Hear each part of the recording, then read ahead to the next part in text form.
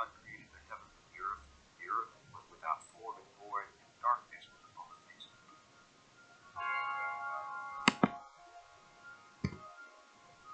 This is the song of the world from the legend of the Piedmont Indian. In the beginning there was only darkness everywhere, darkness and water. The darkness gathered thick in places, crowding together and then separating, crowding and separating. And the Spirit of God was moving over the face of the waters, and God said, "Let there be light."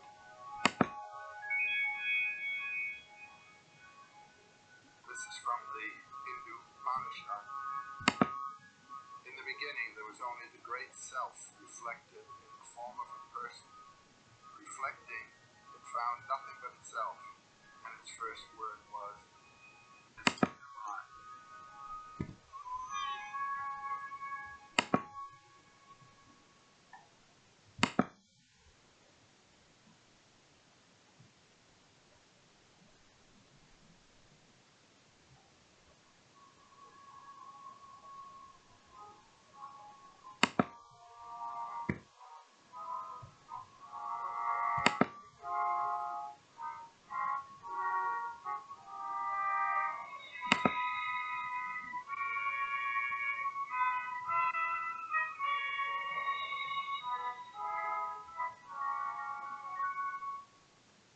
Why is it, Joseph Campbell wondered, that in almost every cultural heritage you can find stories that tell of virgins, the rebirth, the heroes who died and the resurrected, Osiris, Nabu, Adonis, Jesus of Nazareth, parallel stories of suffering, sacrifice, and redemption?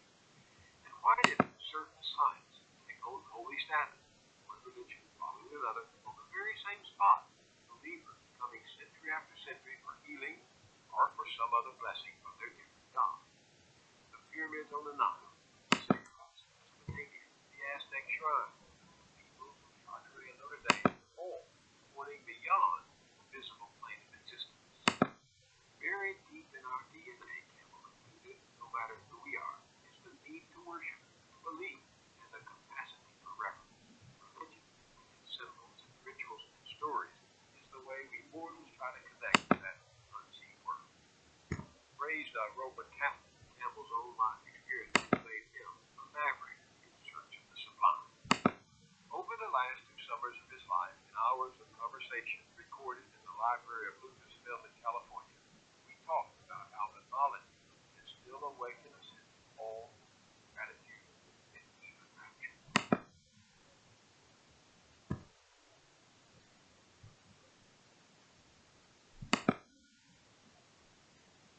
Why myths? Why should we care about myths? What do they have to do with my life? Well, my first answer would be, well, go on, live your life. It's a good life. You don't need this. I don't believe in being interested in subjects because they're said to be important and interesting. I believe in the being caught by it somehow or other. But you may find that with a proper introduction, this subject will catch you. And so, what can it do for you when it does catch you? These bits of information from ancient times, which have to do with the themes that have supported man's life, built civilizations, informed religions for millennia, have to do with deep inner problems, inner mysteries, inner thresholds of passage. And if you don't know what the guide signs are along the way, you have to work it out yourself. But once this catches you, there is always such a feeling from one or another of these traditions of information of a deep, rich, life-edifying sort that you won't want to give it up. So myths are stories of the search by men and women through the ages for meaning, for significance, to make life signify, to touch the eternal, to understand the mysterious, to find out who we are. People say that what we're all seeking is a meaning for life. I don't think that's what we're really seeking. I think what we're seeking is an experience of being alive. alive. So that the life experiences that we have on the purely physical plane will have resonances within that are those of our own innermost being and reality. And so that we actually feel the rapture of being alive. That's what it's all finally about, and that's what these clues help us to find within ourselves. Myths are clues. Myths are clues to the spiritual potentialities of the human life. What we're capable of knowing within. Yes. And experiencing within. Yes. I like you changed the definition of a myth from the search for meaning to the experience of meaning. Experience of life. The experience of life. The mind has to do with meaning. In here, what's the meaning of a flower? That Zen story of the sermon of the Buddha when his whole company was gathered and he simply lifted a flower. There was only one man, Kashyapa, who gave a sign with his eye that he understood what was said. What's the meaning of the universe? What's the meaning of a flea? It's just there. That's it. And your own meaning is that you're there. And we are so engaged in doing things to achieve purposes of outer value that we forget that the inner value, the rapture that is associated with being alive is what it's all about. Now, we want to think about God. God is a thought. God is a name. God is an idea. But its reference is to something that transcends all thinking. The ultimate mystery of being is beyond all categories of thought. My friend Heinrich Schiller years ago used to say, the best things can't be told because they transcend thought. The second best are misunderstood because those are the thoughts that are supposed to refer to that which can't be thought about, and one gets stuck with the thoughts. The third best are what we talk about, you see. And the myth is that field of reference, metaphors referring to what is absolutely transcendent. What can't be known. What can't be known. What can't be named, except in our own feeble attempt to clothe it in language. And the ultimate word in our language for that which is transcendent is God. Do you remember what went through your mind the first time you saw Michelangelo's creation? By the time I became aware of that, my notion of divinity was not quite so personal, The idea of God, that he's a bearded old man of some kind with a not very pleasant temperament. That is, I would say, a sort of materialistic way of talking about the transcendent. It's just the opposite of it found on an island in the harbor of Bombay around the 8th century. This is a wonderful cave. You enter the cave from the bright sky. Of course, moving into the darkness, your eyes are blanked out. But if you just keep walking slowly, gradually the eyes adjust. This enormous thing, it's about 19 feet high, 19 feet across. The central head is the mask of eternity. This is the mask of God. Mask of eternity. That's the metaphor through which eternity is to be experienced as a radiance. These other two figures. Whenever one moves out of the transcendent, one comes into a field of opposites. These two pairs of opposites come forth as male and female from the two sides. One has eaten from the tree of the knowledge, not only of good and evil, but of male and female, of right and wrong, of this and that, light and dark. Everything in the field of time is dual, past and future, dead and alive. All this being and non-being isn't. And what's the significance of them being beside the mask of God?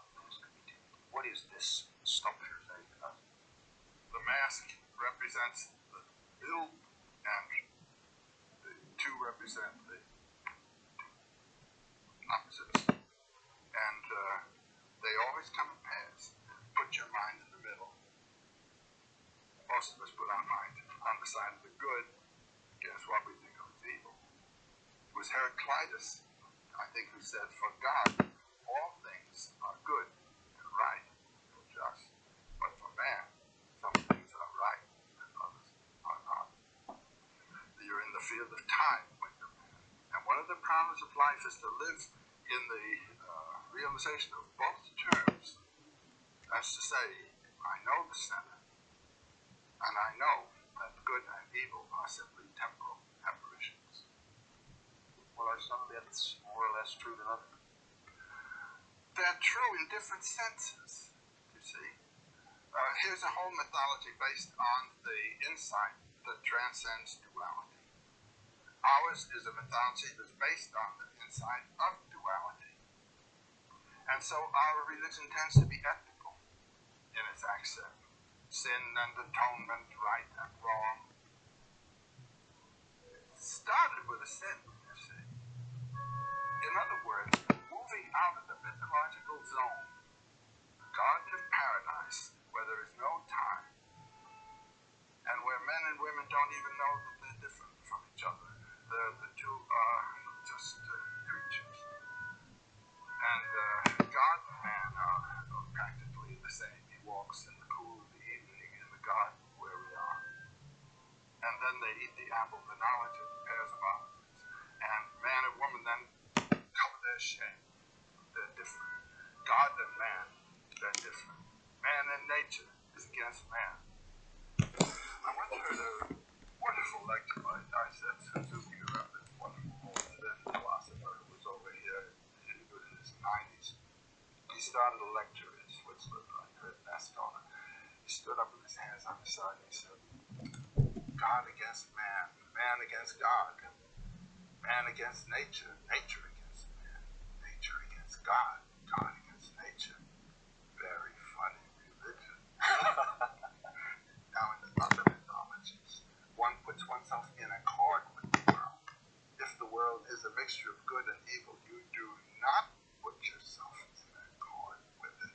You identify with the good and you fight against the evil. And this is a religious system which belongs to the Near East, following Zarathustra's time. It's in the biblical tradition, all the way in Christianity and Islam as well.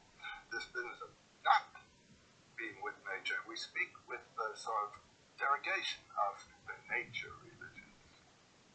You see, with that fall in the garden, nature was regarded as corrupt. There's a bit for you that corrupts the whole world for us. And every spontaneous act is sinful because nature is corrupt and has to be corrected, must not be yielded to. You get a totally different civilization, a totally different way of living, according to your myth as to whether nature is fallen or whether nature is itself a manifestation of divinity, and the spirit being the revelation of the divinity that's inherent in nature. Don't you think that modern Americans have rejected this idea, this Indian idea, this ancient idea of nature as revealing the divinity, because it would have kept us from achieving dominance over nature? Yeah, but that's the biblical condemnation of nature that they inherited from their own religion and brought with them. God is not in nature. God is separate from nature, and nature is not God.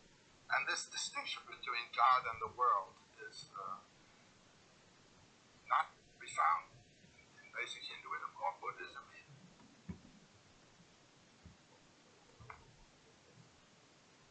I'll never forget the experience I had when I was in Japan. To be in a place that never heard of the fall in the garden, to be in a place where I can read in one of the Shinto texts the processes of nature cannot. When every impulse, every natural impulse is not to be corrected, but to be sublimated, to be beautified. And the glorious interest in the beauty of nature and cooperation with nature. Coordination so that in some of those gardens you don't know where nature begins and art ends. This to me was a tremendous experience, and it's another mythology. Speaking of different mythologies, let's just have a little fun here. I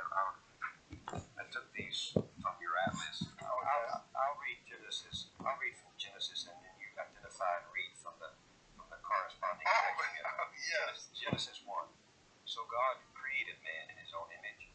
In the image of God he created him. Male and female he created them. And God blessed them, and God said to them, be fruitful and multiply.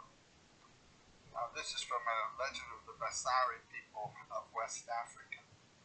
Unumbote made a human being. Its name was man.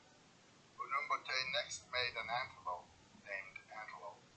Unumbote made a snake named snake. And Unumbote said to them, the earth has not yet been pounded. You must pound the ground smooth where you are sitting. Unumbote gave them seeds of all kinds and said, go plant these.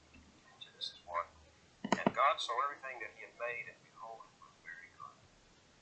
And from the Upanishad, then he realized, I indeed am this creation, for I have poured it forth from myself.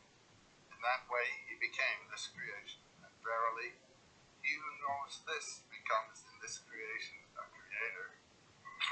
That's the clincher there. When you know this, then you've identified with the creative principle yourself, which is the God power in the world, which means you. It's beautiful.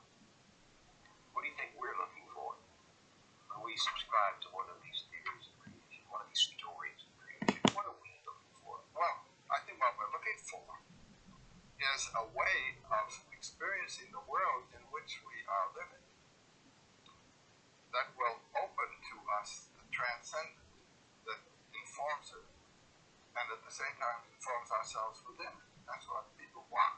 That's what the soul asks for. We were looking for some accord with the mystery that informs all things, that what you call that vast ground of silence which we all share. Yes, but not only to find it, but to find it actually in our environment, in our world, to recognize it, to have some kind of instruction that will enable us to see the divine presence In the world and in us. And in India, this wonderful Anjali, this greeting, you know what that means? That's the greeting of prayer, isn't it? That's what we use for prayer. They greet you with that. That's greeting the God that's in you as you come in. These people are aware of the divine presence.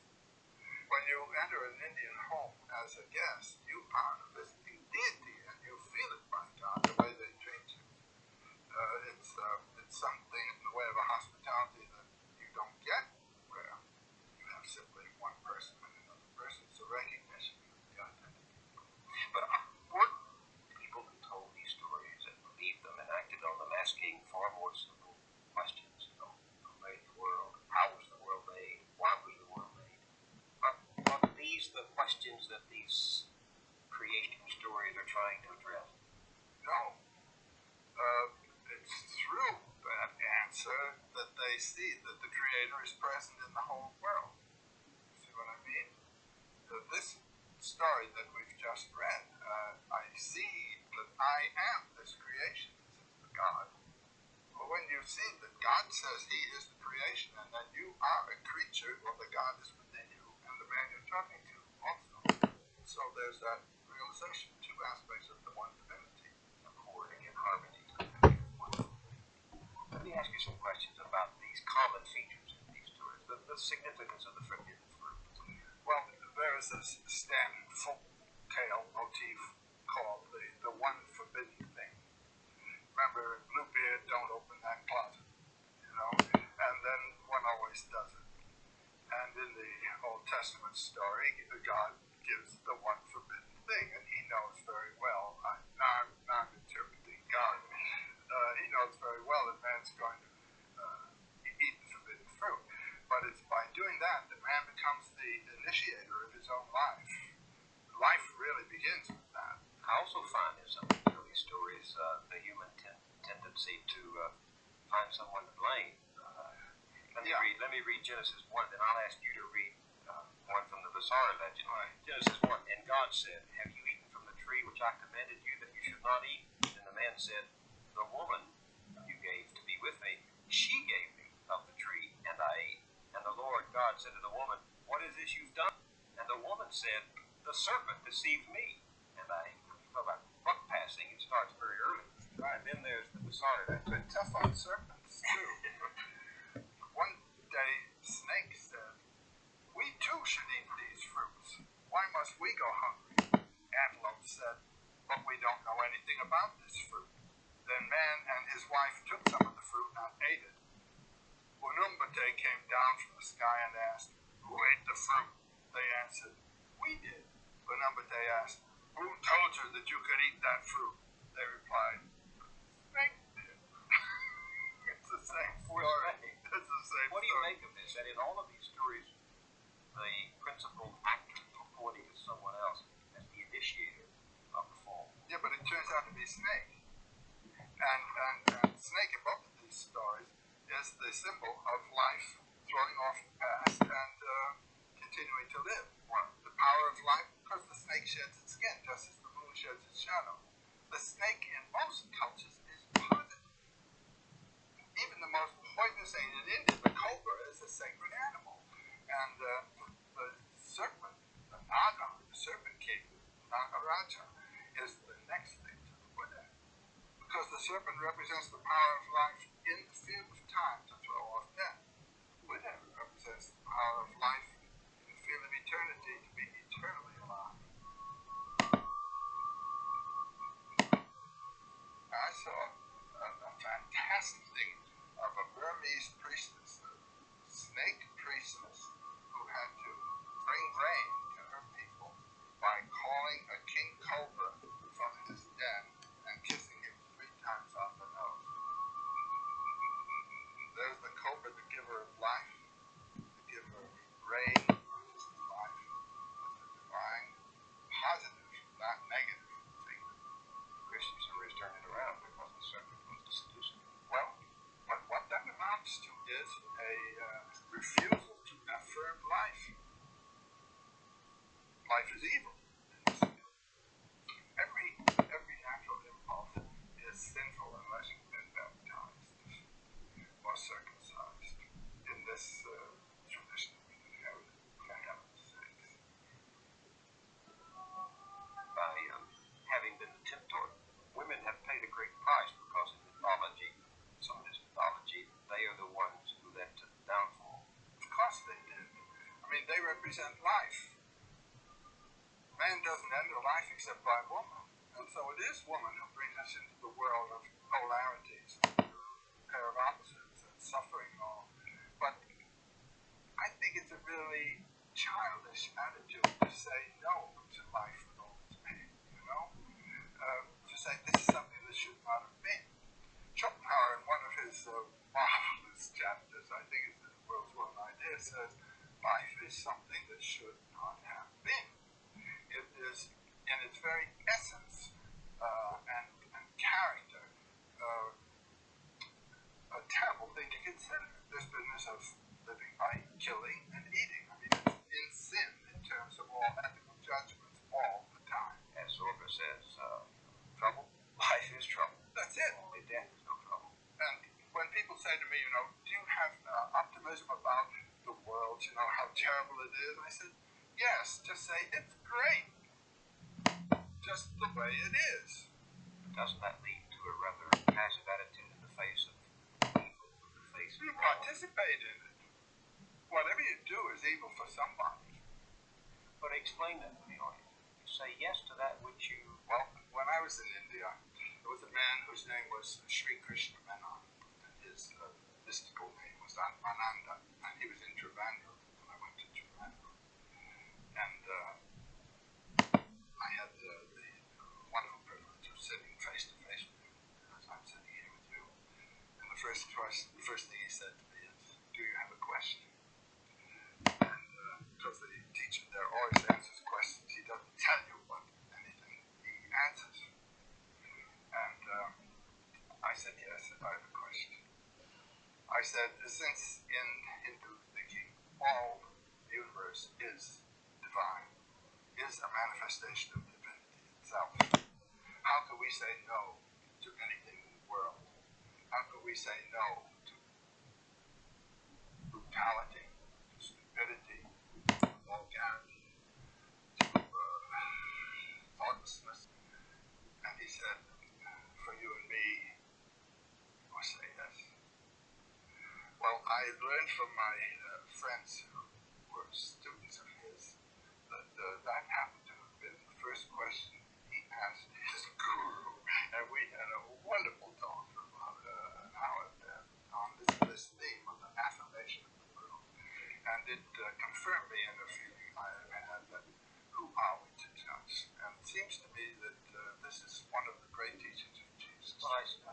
Now, what you mean in one respect? In some classic Christian doctrine, the world is to be despised. Life is to be redeemed in the hereafter. It is heaven where our rewards come. And if you affirm that which you deplore, you say you're affirming the world, which is our eternity of the moment. That's what I would say. Eternity isn't some later time. Eternity isn't a long time. Eternity has nothing to do with time. Eternity is that dimension of here and now, which thinking in time cuts out. This is it. This is it. This is mine. If you don't get it here, you won't get it anywhere. And the experience of eternity right here and now is the function of life. There's a wonderful formula that the Buddhists have for the Bodhisattva. The Bodhisattva, the one whose being, sattva, is illumination, Bodhi, who realizes his identity with eternity and at the same time his participation in time. And the attitude is not to withdraw from the world when you realize how horrible it is, but to realize that this horror is simply the foreground of a wonder. And come back and participate in it. All life is sorrowful, is the first Buddhist saying, and it is. It wouldn't be life if there were not temporality involved, which is sorrow, loss. That's a pessimistic. Well, I think I'll say yes to it. Say it's great this way. This is the way God intended it. You don't really believe that? But this is the way it is. And I don't believe anybody intended it, but this is the way it is. And Joyce is the wonderful line, history is a nightmare from which I'm trying to awake. The way to awake from it is not to be afraid and to recognize, as I did in my conversation with that Hindu guru or teacher that I told you about, that all of this as it is as it has to be, and it is a manifestation of the eternal presence in the world. The end of things always is painful. Pain is part of there being a world at all. But if one accepted that isn't the ultimate conclusion, to say, well, I won't try to reform any laws or fight any battles, or I didn't say that. isn't the logical, couldn't one draw that, though, the philosophy of theism? Well, that's not the necessary thing to draw. You could say, I will participate in this row, and I will join the army, and I will go to war. I'll do the best I can. I will participate in the game. It's a wonderful, wonderful opera, except that it hurts. That wonderful Irish saying, is this a private fight or can anybody get it? This is the way life is. And the hero is the one who comes to participate in it decently, in the way of nature, not in the way of personal rancor, revenge, or anything of the kind. Let me tell you one story here of a samurai warrior, a Japanese warrior, who had the duty to avenge the murder of his overlord. And he actually, after some time, found and cornered the man who had murdered his overlord. He was about to deal with him with his samurai sword when this man in the corner, in the passion of terror, spat in his face. And the samurai sheathed the sword and walked away. Why did he do that? Because he was made angry, and if he had killed that man, then it would have been a personal act. Another kind of act that's not intended to do. Let me tell you what happens to me when I read these stories, no matter the culture of their origin. I feel first this sense of wonder at the spectacle of the human imagination, simply groping to try to understand its existence. Does that ever happen to you? I tell you, mythology I think of as the homeland of the muses, the inspirers of art, the inspirers of poetry. And to see life as a poem and yourself participating in the poem is what the myth does for you. What do you mean a poem? I mean a vocabulary in the form not of words but of acts and adventures, which is connotative, which connotes something transcendent of the action here, and which yet informs the whole thing. So you always feel in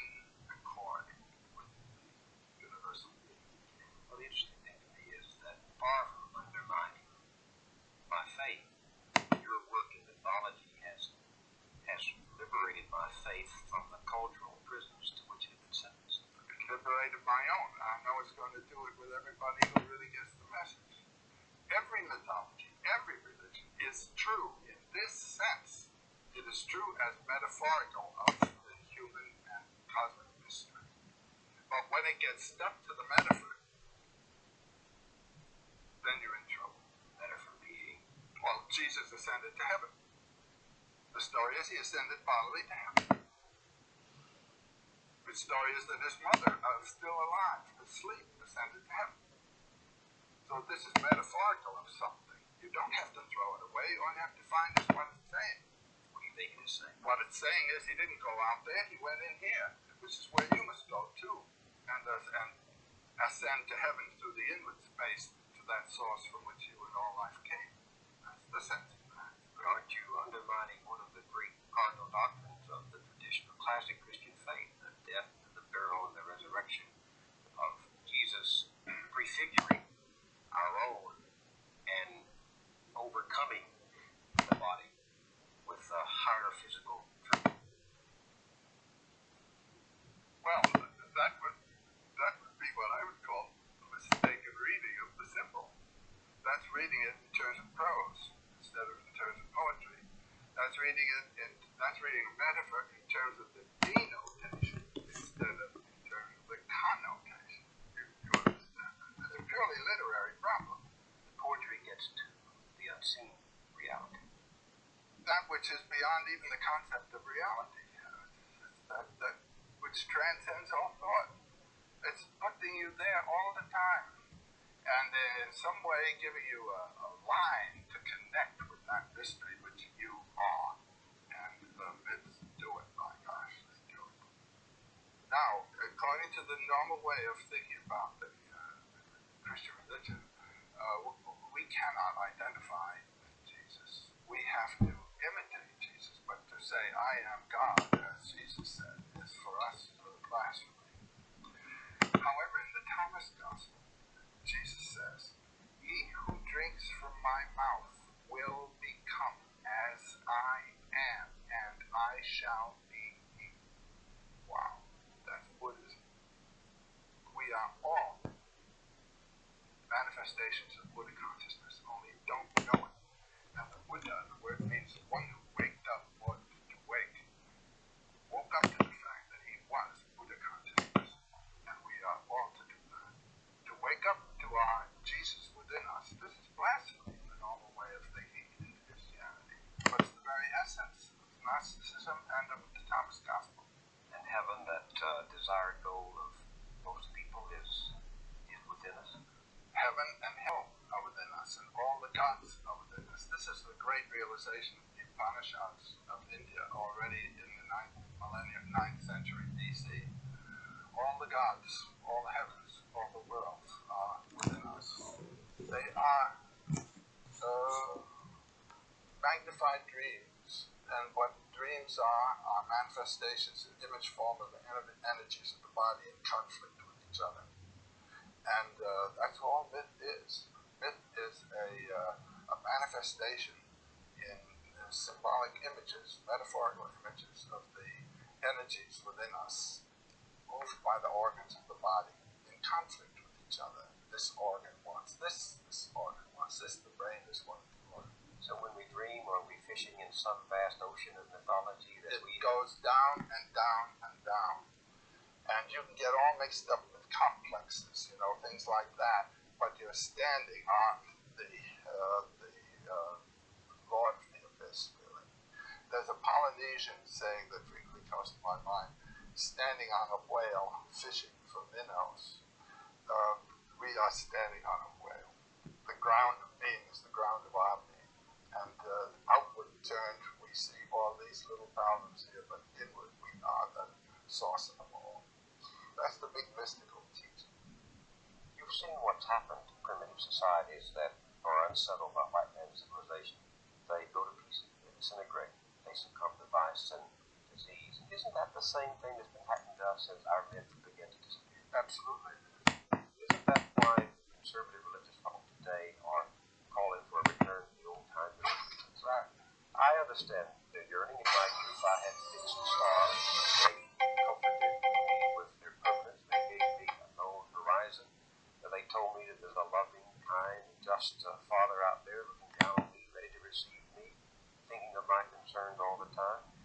now science, that has made it a house cleaning of belief. And I wonder what happens to children who don't have that fixed star, that known horizon, those myths to sustain. All they have to do is read the newspaper. It's a mess. But what the myth has to provide, I mean, just on this immediate level of life instruction, the pedagogical aspect of myth, it has to give life models. And the models have to be appropriate to the possibilities of the time in which you're living. And our time has changed, and it's changed and changed, and continues to change so fast that what was proper 50 years ago is not proper today. So the virtues of the past are vices.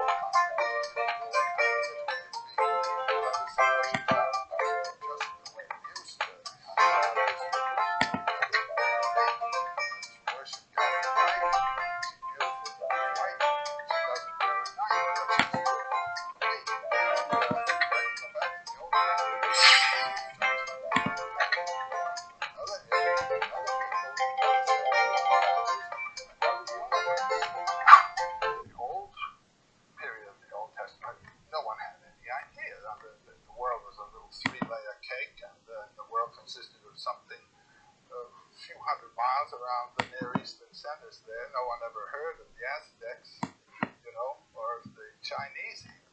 And so those whole peoples were not considered even as part of the problem to be dealt with. The world changes, then the religion has to be transformed. But it seems to me that is what we are in fact doing. That's in fact what we better do. But my notion of what the real horror today is what you see in Beirut, where you have the three great Western religions, Judaism, Christianity, and Islam, and because the three of them have three different names for the same biblical God, they can't get on together. They're stuck with their metaphor and don't realize its reference. So each needs a new myth. Each needs its own myth all the way. Love thy enemy, open up, don't judge. Given what you know about human beings, is it conceivable to you that there is a portability beyond the conflicts of truth and illusion by which our lives can be put back together again? That we Sure. Develop new models? It's in the religions. All religions are true for their time. If you can find what the truth is and separate it from the temporal inflection, just bring your same old religion into a new set of metaphors, and you've got it. Do you see some new metaphors emerging in the modern medium for the old universal truths that you talked about, the old story? Well, I think that the Star Wars is a valid logical perspective, and the problem of is the machine and the state is the machine. Is the machine going to crush humanity or serve humanity? And humanity comes not from the machine, but from the heart. Don't be deep. This must off. But you'll die. I think it was in the Return of the Jedi when Skywalker unmasks his father. The father had been playing for one of these machine roles, a state role. He was the uniform, and the removal of that mask was an undeveloped man then. Work by being executive of a system. One is not developing one's humanity. I think that George Lucas really did a beautiful thing there. The idea of the machine is the idea that we want the world to be made in our image and what we think the world ought to be. Well, the first time anybody made a tool, taking a stone and chipping it so you can have it, that's the beginning of a machine. It's turning out of nature into your service. But then there comes a time when it begins to dictate to you. I'm having a bit of this trouble with my computer, actually. A couple of months ago,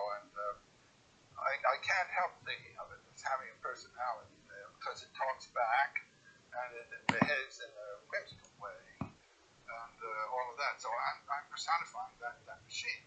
To me, that machine is almost alive. I could mythologize that kind of thing. There was a wonderful story about, I think, President Eisenhower when the computer was first being. Do you remember that story? Eisenhower went into a room full of computers, and he puts a question to these machines: is there a God? And they all start up. There's all those lights flashing, and wheels turning, and things like that. And after about 10 minutes of that kind of thing, a voice comes forth, and the voice says, "Now there is." Well, I bought this wonderful machine, IBM machine, and it's there. And I'm rather an authority on God, so I identified the God, and it seems to be an Old Testament God with a lot of rules and no mercy. It's unforgiving. You catch you picking up sticks on Saturday, and you're out. That's all. But isn't it possible to develop toward the computer you're wrestling with at this very moment?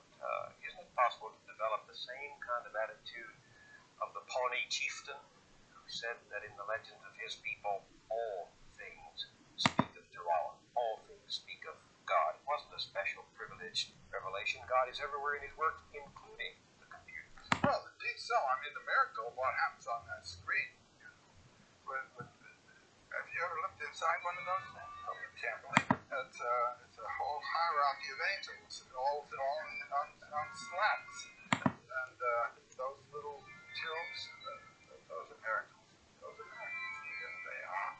One can feel a sense of awe. Well, I've had a revelation from my computer about mythology. You buy a certain software, and there's a whole set of signals that lead to the achievement of your aim, you know? And once you've set it for, let's say, DW3, if you begin fooling around with signals that belong to another system, they just won't work at all. You have a system there, a code, a German code that requires you to use certain terms. Now, similarly in mythology, each religion is a kind of software that has its own set of signals and will work. It'll work. But suppose you've chosen this one. Now, if a person is really involved in religion and really building his life on it, he better stay with the software that he got. But a chap like myself, who likes to play with the various software, I can run around, but I probably will never have an experience comparable to that of a saint. But do you think that the machine is inventing new myths for us, or that we with the machine are inventing new myths? Is the machine becoming... No, the myth has to incorporate the machine, just as the old myths incorporated the tools that people use. The forms of the tools and so forth are associated with power systems that are involved in the culture. We have not a mythology that incorporates these. The new powers are being, so to say, surprisingly announced to us by what the machines can do. We can't have a mythology for a long, long time. Things are changing too fast. The environment in which we live is changing too fast for it to become mythologized. You must realize... How do we live without myths? Well, we're doing it. The individual has to find the aspect of myth that has to do with the conduct of his life. There are a number of services that myths serve. The basic one is opening the world to a dimension of mystery. If you lose that, you don't have a mythology. You realize the mystery, you realize all forms. But then there comes the cosmological aspect of it, seeing that mystery as manifest through all things, so the universe becomes, as it were, a holy picture. You are always addressed to the transcendent mysteries of that. But then there's another function, and that's the sociological one, validating and maintaining a certain society. That is the side of the thing that has taken over in our world.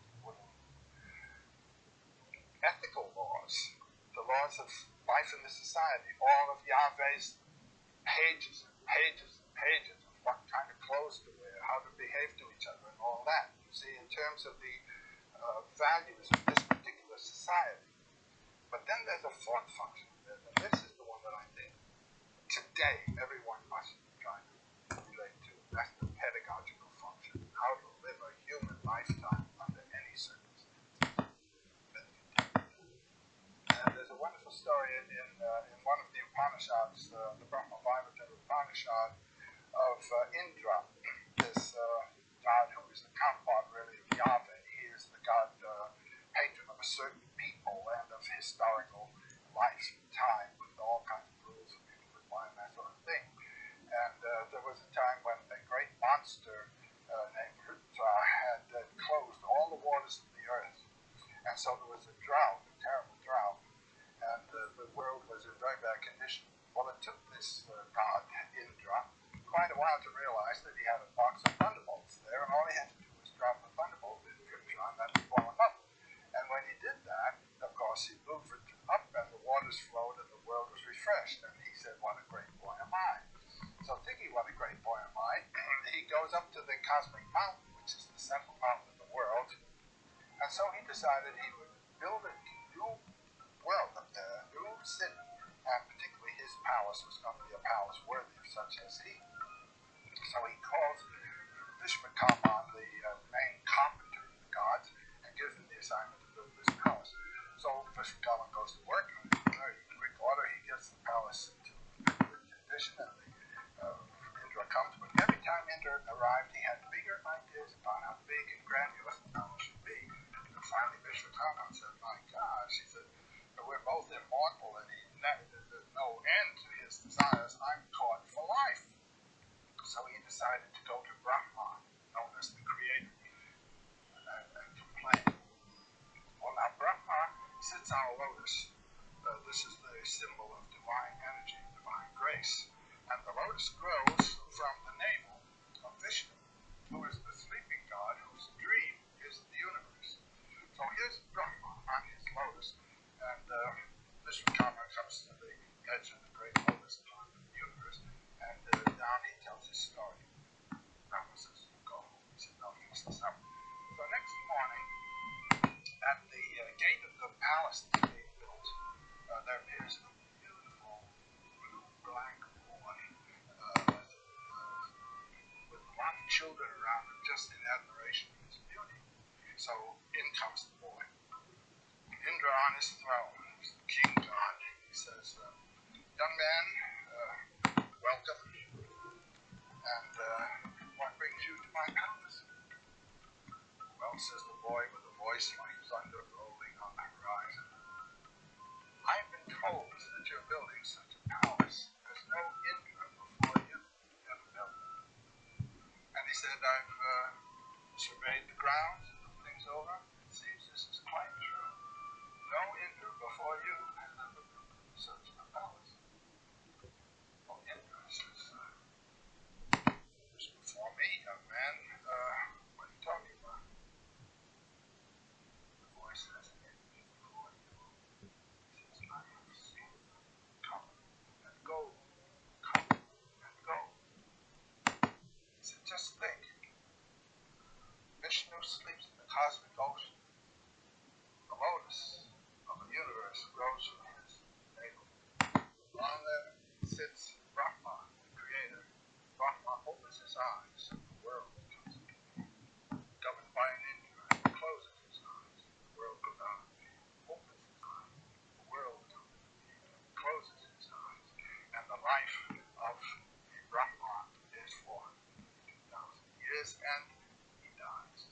The lotus goes back, another lotus, another Brahma.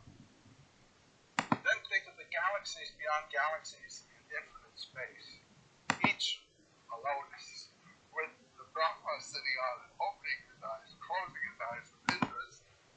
There may be wise men in your court who would volunteer to count the drops of water in the ocean of the world, or the grains of sand on the beaches, but no one can count those Brahmas, let alone those Indras.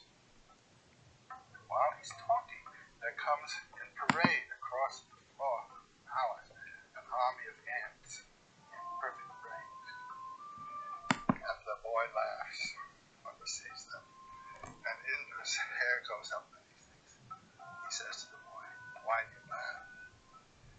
And the boy says, "Don't ask unless you are willing to be hurt." And Indra says, "I ask, teach." The boy says, "Former Indra's homes." lifetimes they rise from the lowest conditions spiritually to highest illumination. And then they drop their thunderbolt in Vritra, and they think, what a good boy am I, and down they go. Okay. And Indra sits there on the throne, and he's completely disillusioned, completely shot, and he thinks, oh, let's quit the building of this palace. He calls Vishwakarma and says, you're dismissed, you don't have, so Vishwakarma got his intention, he dismissed from the job, there's no more house building going on. And Indra decides, I'm going out and meet a yogi and just meditate on the lotus feet of Vishnu. But he had a beautiful queen named Indrani. And when Indrani hears this, she goes to the priest, to the chaplain of the gods, and she says, now he's got this idea in his head. He's going out to become a yogi. Well, says Brahmin, come in with me, darling, and we'll sit down and I'll fix this up. So he talks to Indra. They come in, they sit down before the king's throne, and he tells him, now, I wrote a book for you some years ago on the art of politics. You are in the position of the king. You are the position of the king of gods. You are manifestation of the mystery of Brahman in the field of time. This is a high privilege. Appreciate it, honor it, and deal with life as though you were what you really are. And with this set of instructions, Indra gives up his idea of going out and becoming a yogi and finds that in life he can represent the eternal in the way of a symbol, you might say, of the Brahman and the ultimate truth. So each of us is in a way the Indra of his own life. And you can make a choice either to go out and in the forest and meditate and throw it all off, or stay in the world and in the life either of your job, which is the kingly job of the politics and achievement, and as well in the love life with your wife and family, you are realizing the truth. Now, this is a very nice myth, it seems to me. Will we ever know the truth? Will we ever find it? Well, each person can have his own depth experience and some conviction of being in touch with his own Satchit Ananda, his own being, true consciousness and true bliss. But the religious people tell us we really won't experience until we go to heaven, until we die. I believe in having as much as you can of this experience while you're alive. I think in heaven you'll be having such marvelous time looking at God that you won't get your own experience at all.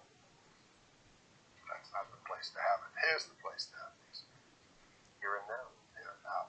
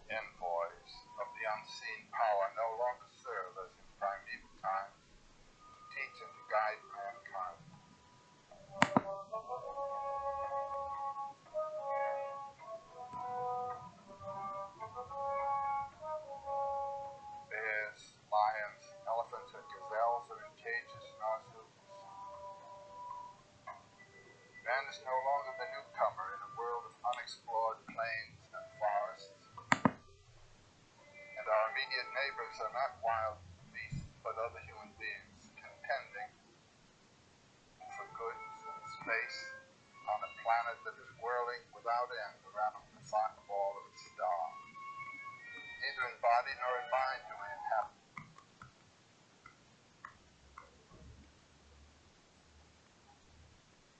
those hunting races of the Paleolithic millennia, to whose lives and life ways we nevertheless owe the very forms of our bodies and structures of our minds. Memories of their animal envoys still must sleep somehow within us, for they wake a little and stir when we venture into wilderness. They wake in terror to thunder, and again they wake with a sense of recognition when we enter any one of those great painted caves.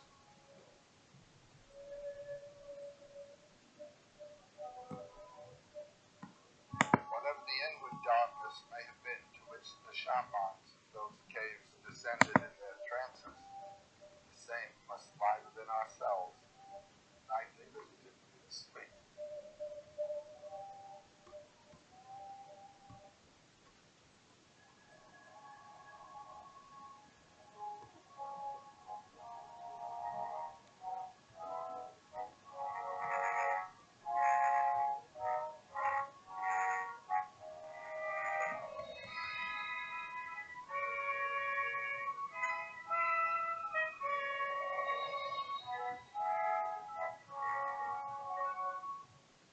Listening to Joseph Campbell describe those ancient cave paintings, I found myself understanding for the first time how profound it is to contemplate our mortality, and for obvious fears then too, to watch each other die.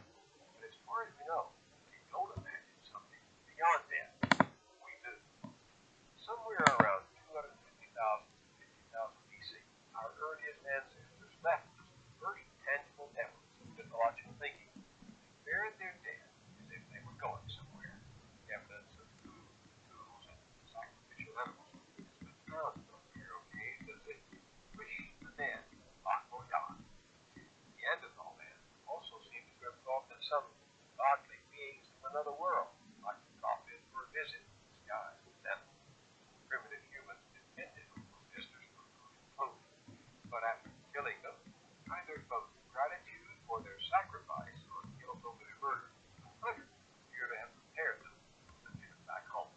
High mountain caves have been found with bear skulls preserved ceremoniously and placed in a symbolic setting. These early humans were obviously disposed to the possibility of another plane of existence, one they had to reckon with because their lives were bound to it in some mysterious, essential way. The very idea gave them hope.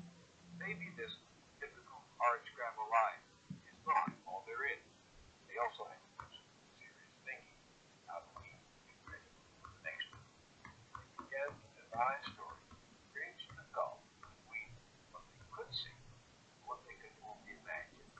Our first myths, perhaps, about this world and the world of the cosmos. Joseph Campbell was fascinated with these first storytellers. Their mythic stories were not simply entertaining tales to be told for amusement around a campfire. They were powerful guides to the life of the spirit. Myths helped our ancestors explain the movement of the sun across the sky, the changing of the seasons, and even the mystery of creation. Through the millennia, they became what he called wonderful songs of the soul by adventure.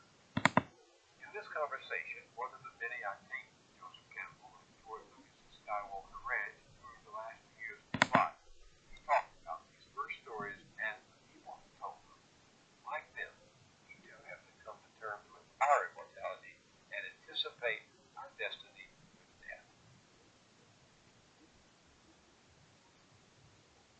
What do you think our souls owe to ancient myths?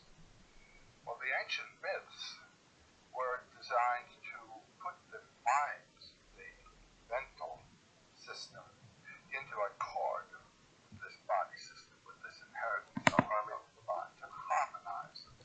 The mind can ramble off in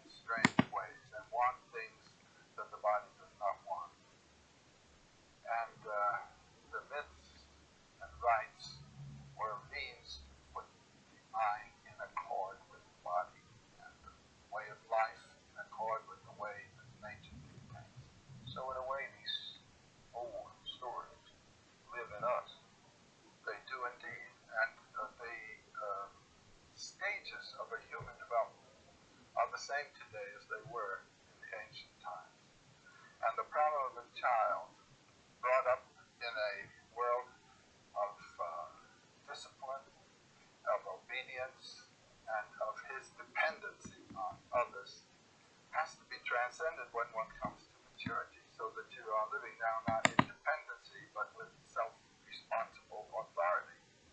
And the problem of the transition from childhood to maturity, and then from maturity and full capacity to losing those powers and acquiescing in the natural course of, let's say, autumn time of life and the passage away. Myths are there to help us go with, accept nature's way and not hold to something else. The stories are sort of, to me, like messages in a bottle for shores someone else has visited first. Yes, and you're visiting those shores now. And these myths tell me how others have made the passage and how I can make the passage. And also what the beauties are of the way. I feel this now moving into my own last years, you know. The myths help me to go with it. What kind of myth? Give me one that has actually helped you. Well, the tradition in India, for instance, of actually changing your whole way of dress, even changing your name as you pass from one stage to another. When I retired from teaching, I knew that I had to create a new life, a new way of life, and I changed my manner of thinking about my life, just in terms of that notion of moving out of the sphere of achievement into the sphere of enjoyment and appreciation and relaxing to the wonder of it all. And then there is that final passage through the dark gate. Well, that's no problem at all. The problem in middle life, when the body has reached its climax of power and begins to lose it, is to identify yourself, not with the body which is falling away, but with the consciousness of which it is a vehicle.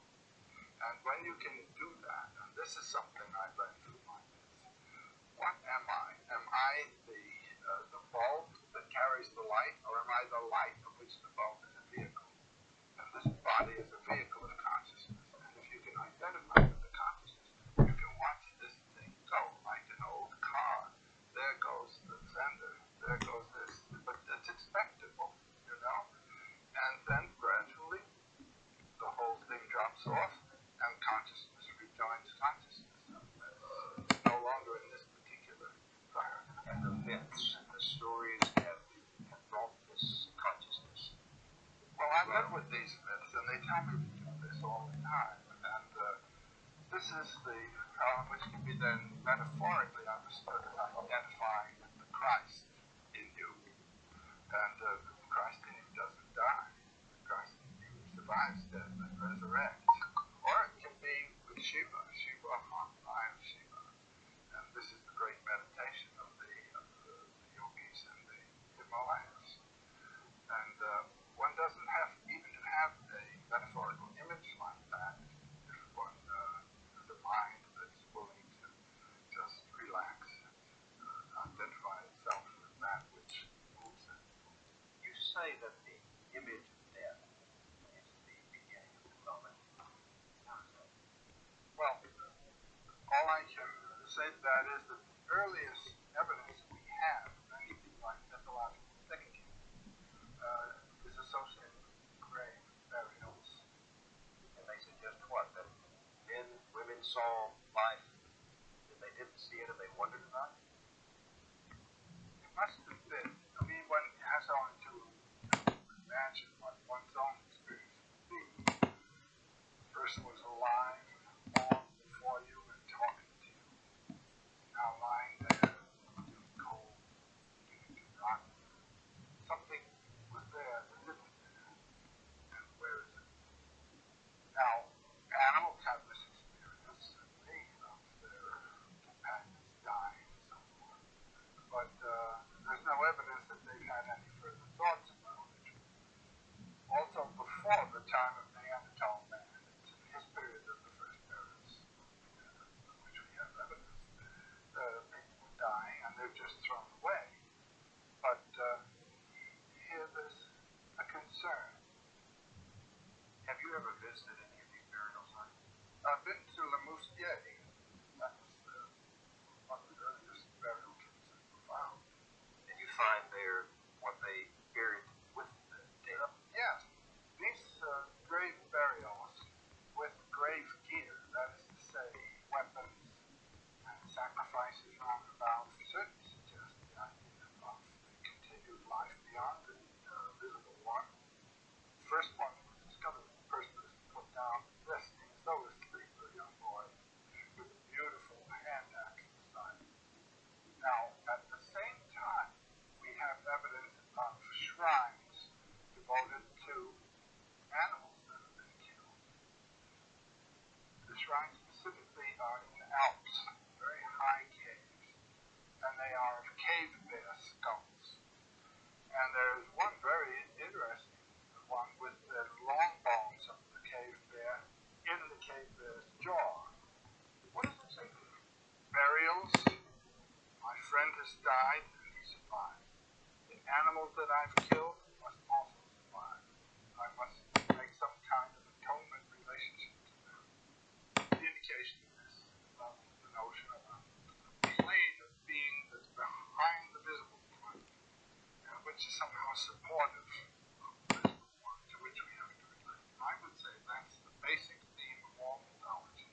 That there is a world? That there is a visible plane, an invisible plane supporting the visible one. Now, whether it is thought of as a world or simply as an energy,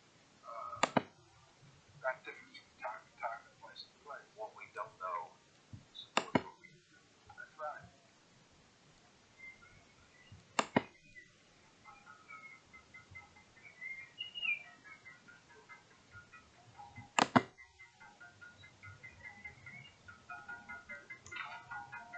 The basic hunting myth, I would say, is of a kind of covenant between the animal world and the human world, where the animal gives its life willingly.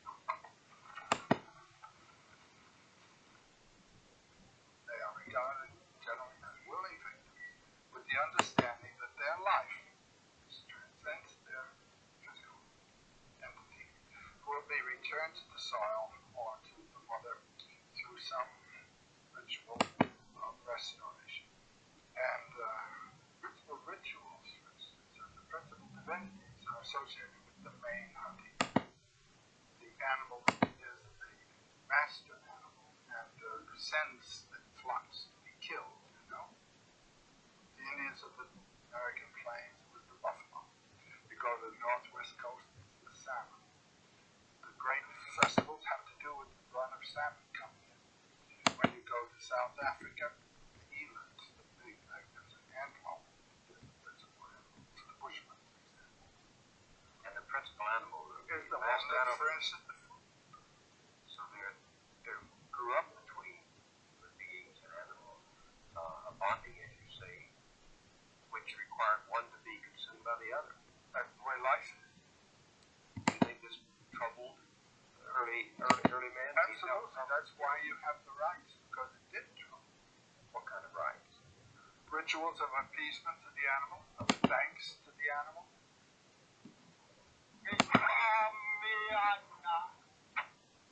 Very interesting aspect here is the identity of the hunter with the animal.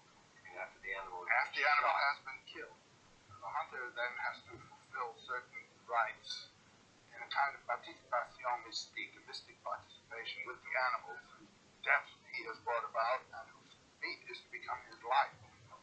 So the killing is not simply slaughter. At any rate, it's a ritual act. It's a recognition of your dependency and of the voluntary giving of this food to you by the animal that is given. It turns life into a mythological experience. the hunt becomes what? It becomes a ritual. The hunt is a ritual. Expressing a hope of resurrection, that the animal was food and you needed the animal to return. And some kind of respect for the animal that was killed. That's the thing that gets me all the time in this hunting ceremonial system. Respect for the animal. Respect for the animal, and more than respect. I mean, that animal becomes a messenger of divine power. God.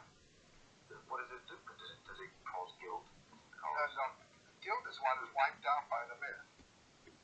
It is not a personal act. You are performing the work of nature.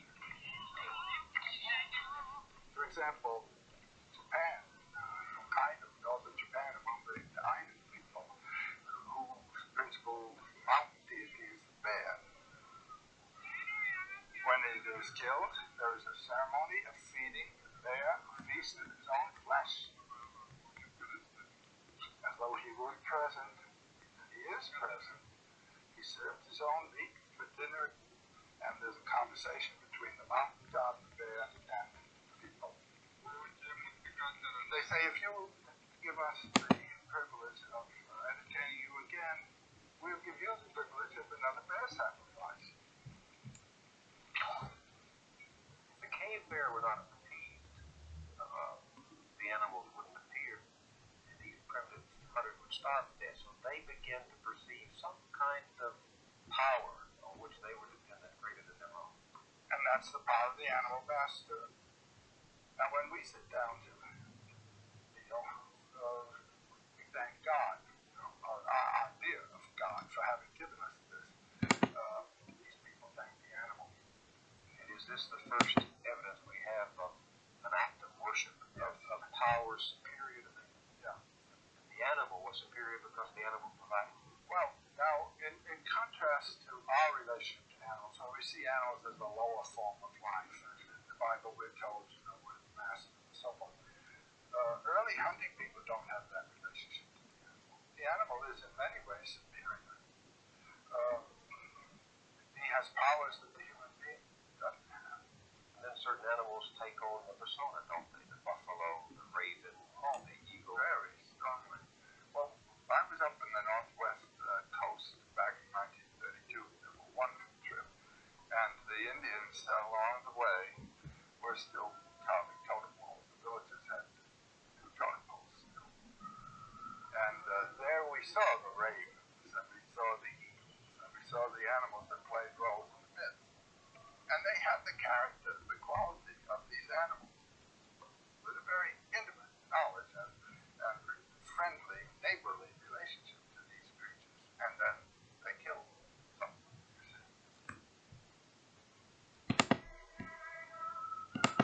The animal had something to do with the shaping of the myths.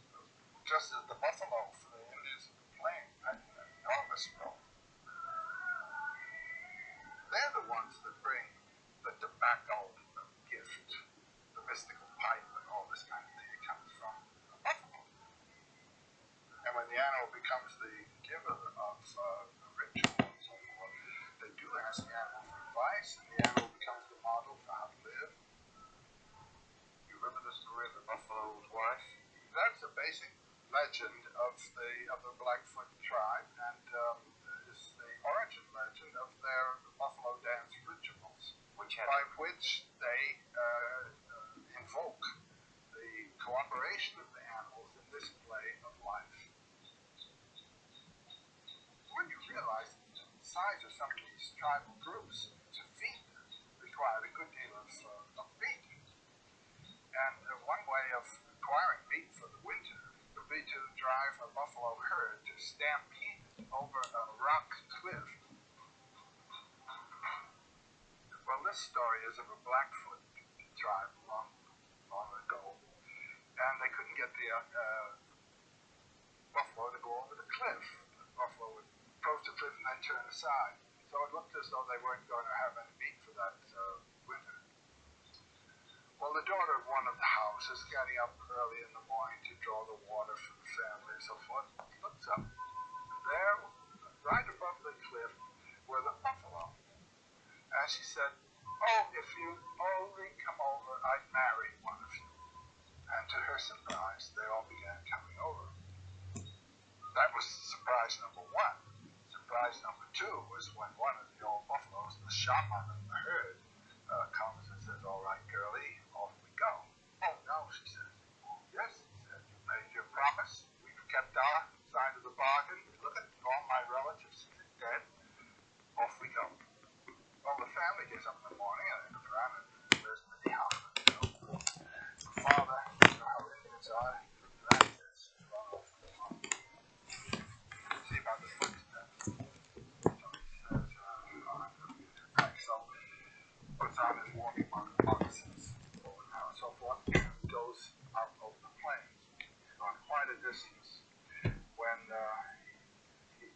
feels he better sit down and rest. And he comes to a place that's called a buffalo wallow, where the buffalo like to come and roll around, get the lice off, roll around in the mud.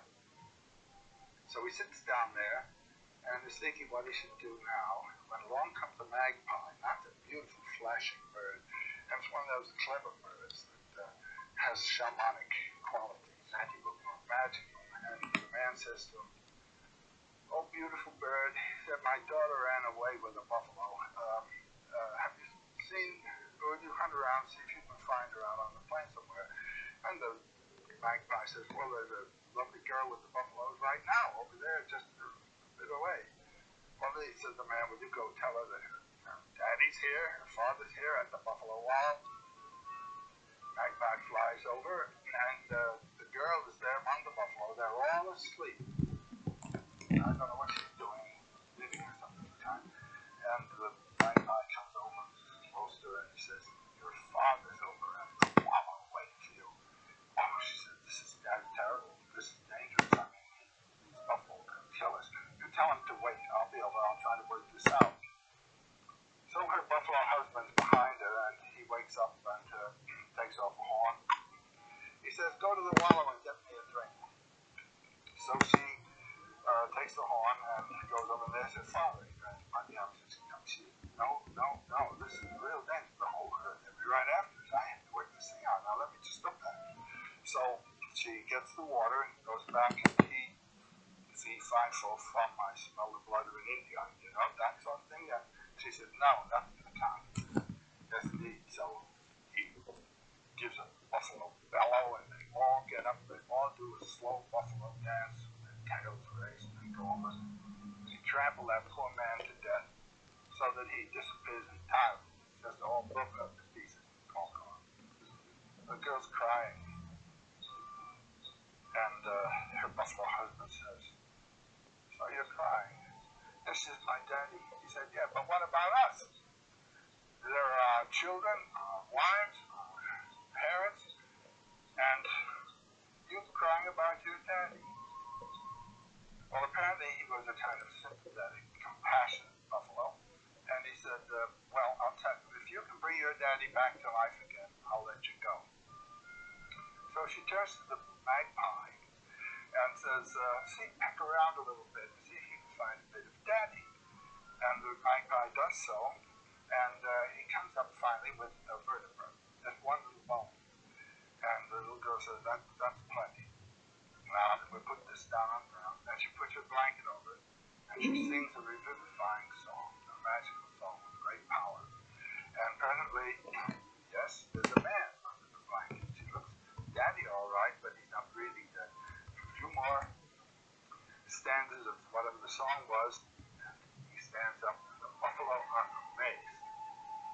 They say, "Well, why don't you do this for us?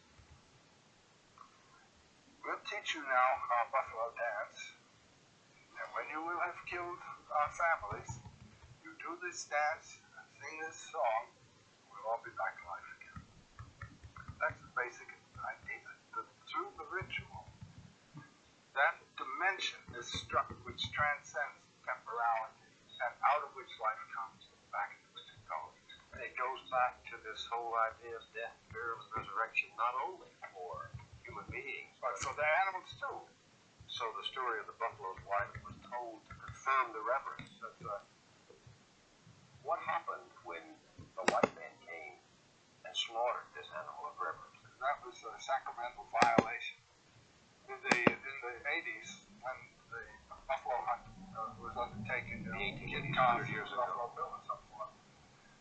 When I was a boy, whenever we went for sleigh rides, we had buffalo road. Buffalo roads all over the place. This is a sacred animal. These hunters go out with repeating rifles and then shoot down the whole herd and leave it there. Take the skin to sell, and the body's left to rot. This is a sacrilege. And it really is a sacrilege. Turn the buffalo from a vow To an end. The Indians addressed the buffalo as As a thou, vow. an object of reverence. The Indians addressed life as a vow. Trees, stones, anything is the Tao, and you can feel the change in your psychology as you do it. The ego that sees a Tao is not the same ego that sees an it. Your whole psychology changes when you address it as an it. And when you go to war with the people, the problem of the newspapers is to turn those people into its so that they're not Taos.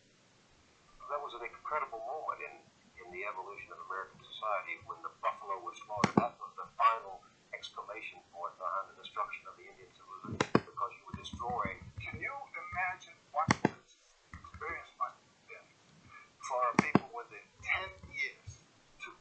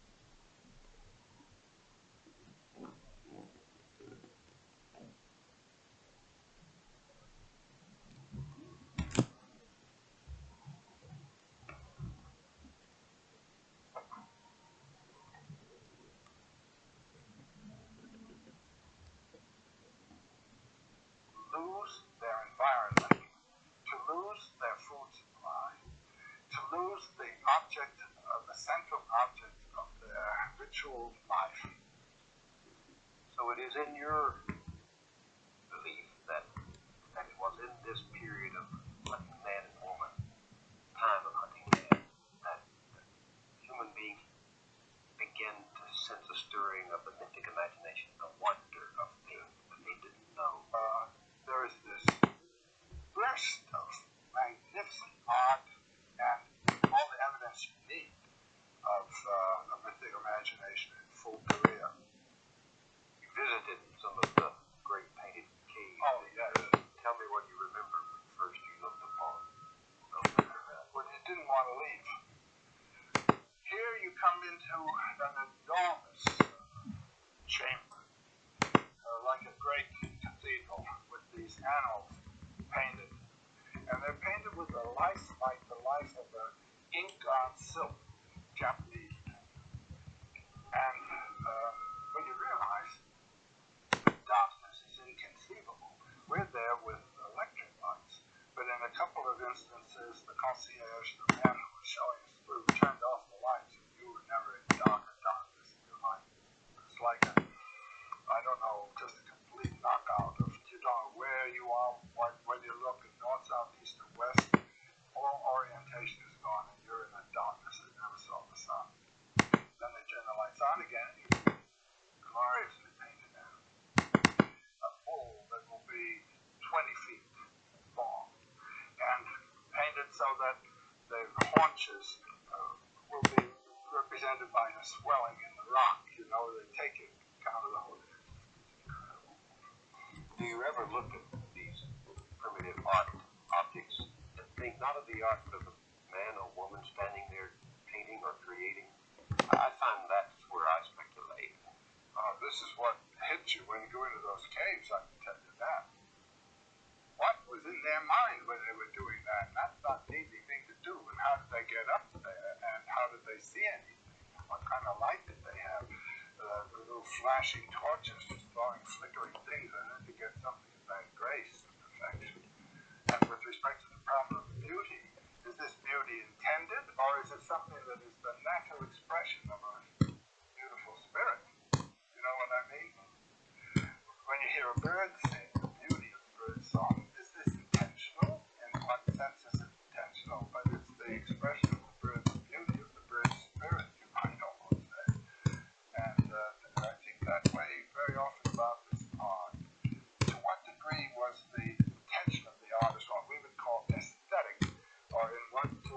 very expressive, you know, and to what degree something that they simply had learned to do that way is a point.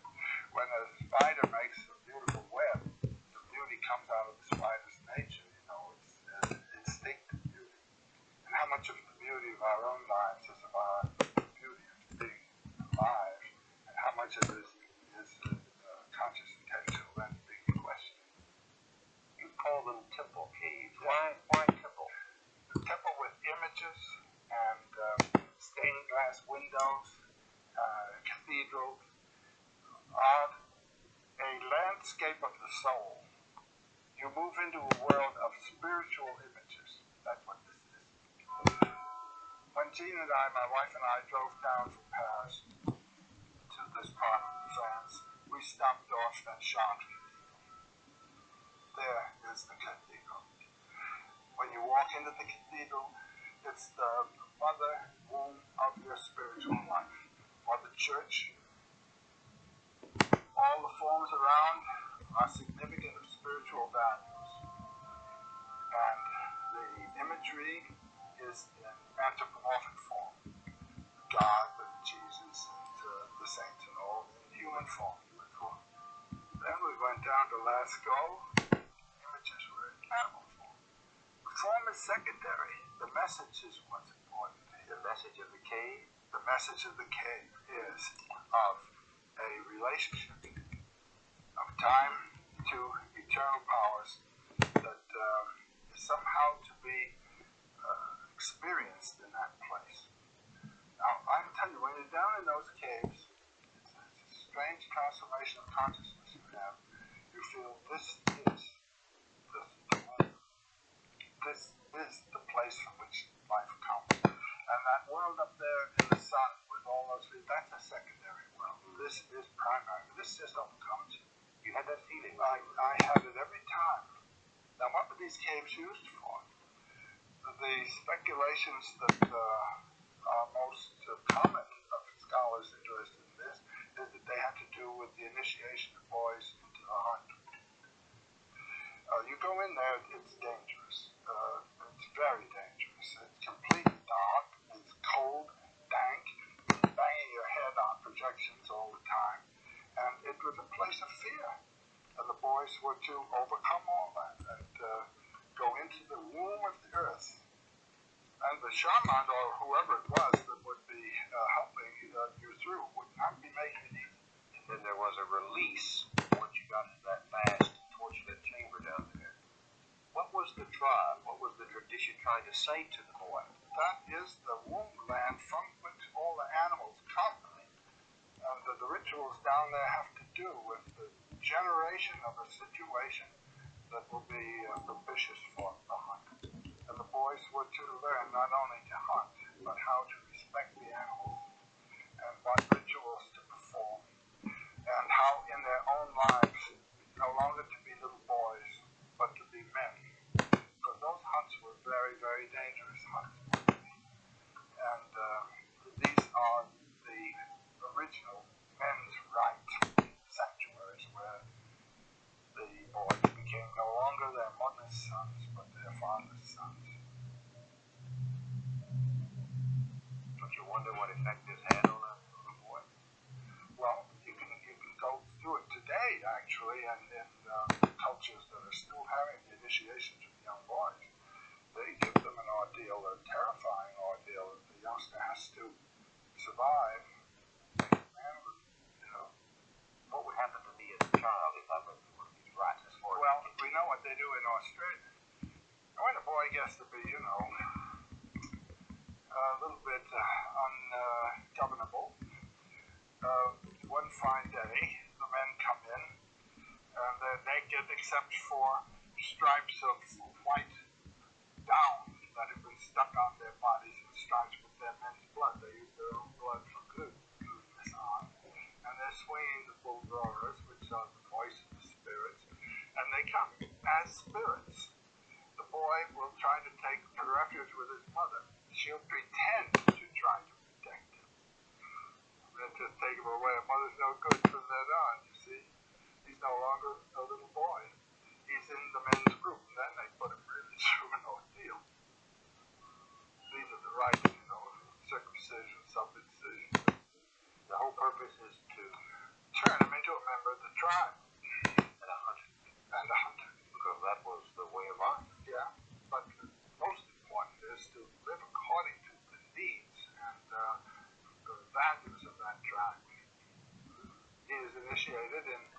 short period of time into the whole culture context of his people.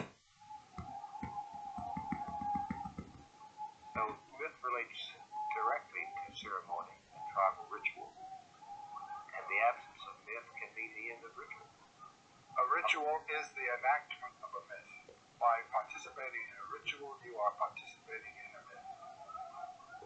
And what does it mean, you think, to young boys today that we're absent these myths? Well, the confirmation ritual is the counterpart today of these rites.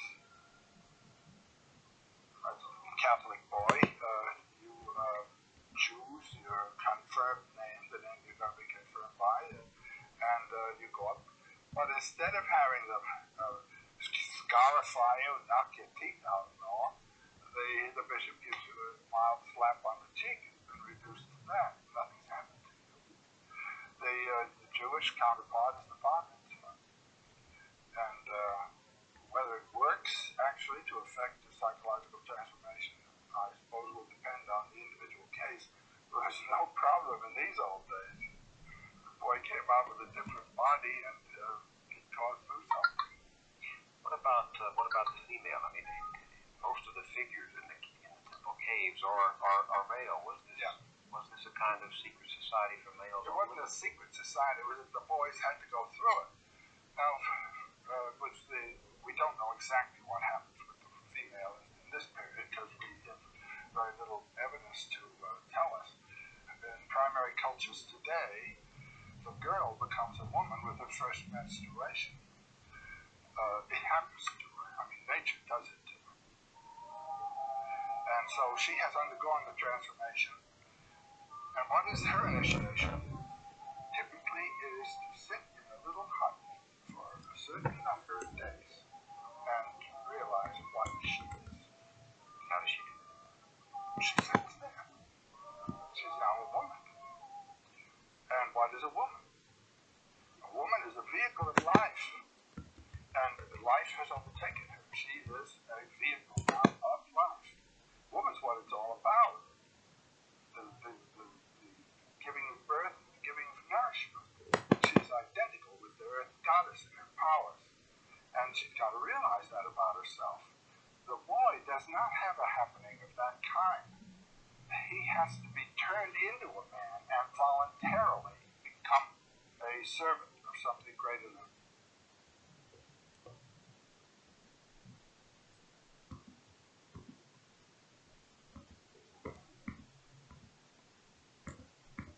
himself. The woman becomes the vehicle of nature, the man becomes the vehicle of the society, the social order, and the social purpose.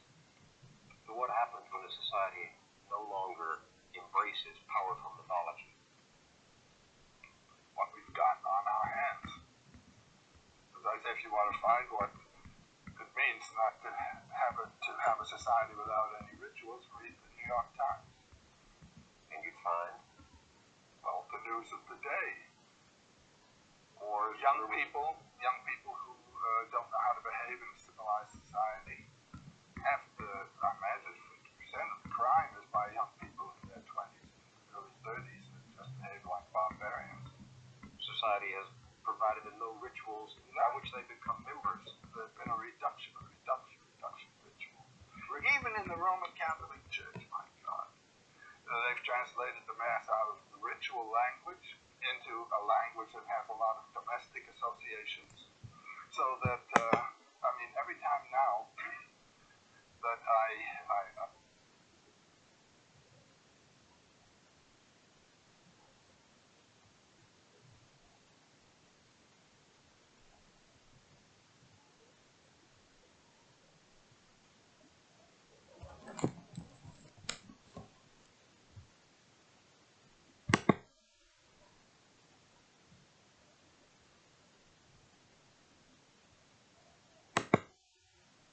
read the Latin of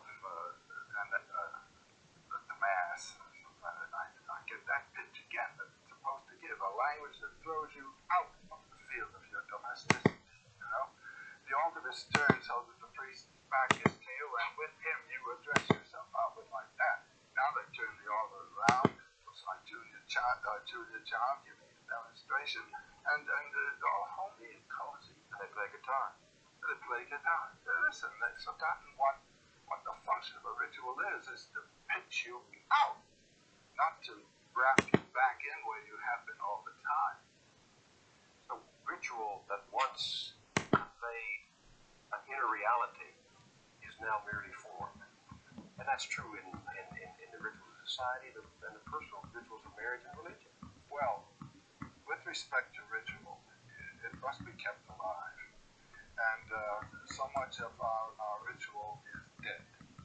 It's extremely interesting to read of the primitive elementary cultures, how the folk tales, the myths, they are transforming all the time in terms of the circumstances of those people.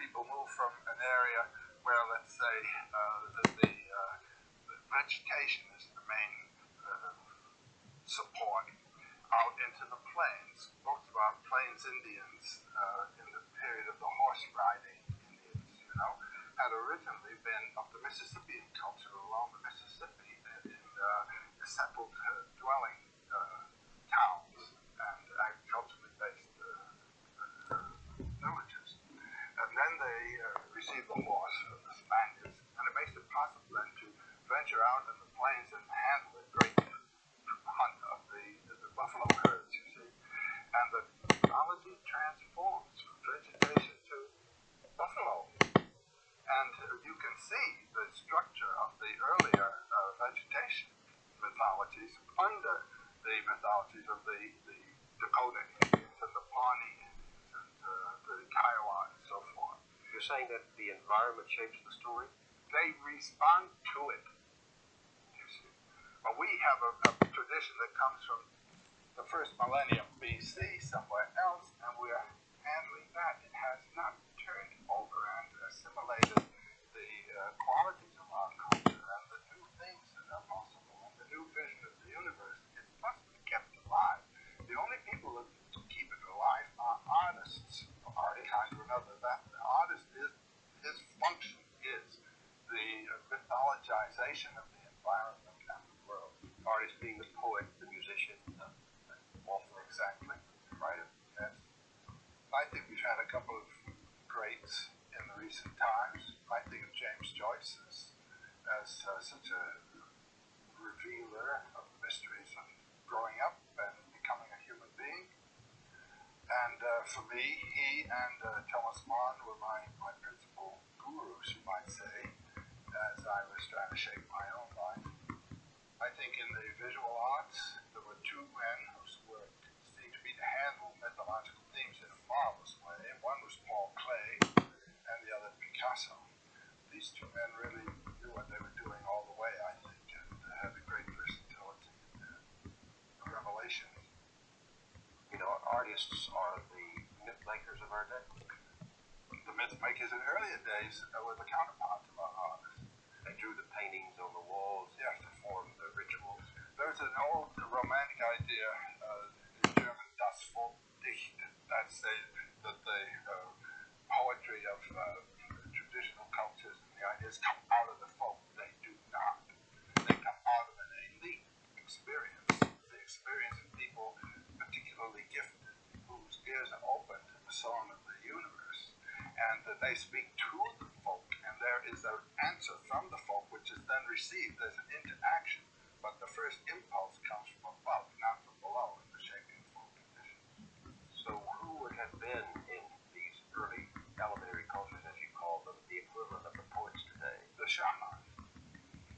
The shaman is a person who has, in his late childhood, early youth, could be male or female, had a overwhelming psychological experience that turns them totally inward. The whole unconscious has opened up and they've fallen into it. And it's been described many, many times, and it occurs all the way from Siberia right through the Americas down to Tierra del Fuego. It's a kind of schizophrenic crack-up, the shaman experience. What kind of experience? Dying and resurrecting, being on the brink of death and coming back and actually experience the death experience. People who have dream is a great source of the spirit. And then people who in the woods have had mystical encounters. Let me try to be specific about it. The shaman becomes some person in a society who is drawn by experience from the normal world to the world of the gifted. That's right. Most of us think of shaman as a magician, but they play a much more important role than simply being a... Oh no, they play the role that the priesthood plays in our society. These are the first priests. Well, there's a major difference, as I see it, between a shaman and a priest. A priest is a functionary of a social sort. The society worships certain deities in a certain way, and the priest becomes ordained as a functionary to carry on that ritual. And the deity to whom he is devoted is a deity that was there before he came along. The shaman's powers are symbolized in familiars, deities of his own personal experience. And his authority comes out of a psychological experience, not a social ordination. Do you understand what I mean? And the one who had this psychological experience, this traumatic experience, this ecstasy, would become the interpreter for others of things not seen. He would become the interpreter of a heritage of mythological life, I'm saying. Yes. And ecstasy was a part of it. They're often shamanic. It is ecstasy. The trance dance, for example, in the Bushman society. Now, there's a fantastic example of something. Bushman groups. The whole life is one of great, great tension. The male and female sexes are, in a disciplined way, separate. The men have a certain field of concerns, their weapons, the poisons, and the hunt, and all that, and the women have a certain field of concern, bringing up the children, nourishing the children, so forth and so on. Only in the dance do the two come together. And they come together this way. The women sit in a circle or a group, and they then become the center around which the men dance. And they control the dance and what goes on with the men through their own singing and beating of the thighs. What's the significance of that the woman is controlling the man? Well, the woman is life, and the man is the servant of life. And during the course of this circling is a very tense style of movement the men have. Suddenly, one of them will pass out. He's in trance now, and this is a description of an experience. When people sing, I dance. I enter the earth. I go in at a place like a place where people drink water. I travel a long way, very far. When I emerge, I'm already climbing. I'm climbing threads. I climb one and leave it. Then I climb another one, then I leave it, and I climb another. When you arrive at God's place, you make yourself small. You come in small to God's place. You do what you have to do there. Then you return to where everyone is. You come and come and come, and finally you enter your body again. All the people who have stayed behind are waiting for you. They fear you. You enter the earth, and you return to enter the skin of your body. And you say, that is the sound of your return to your body. Then you begin to sing. The Utum masters are there around. They take hold of your head and blow about the sides of your face. This is how you manage to be alive again. Friends, if they don't do that to you, you die. You just die and are dead. Friends, this is what it does. This tum that I do, this tum here that I dance.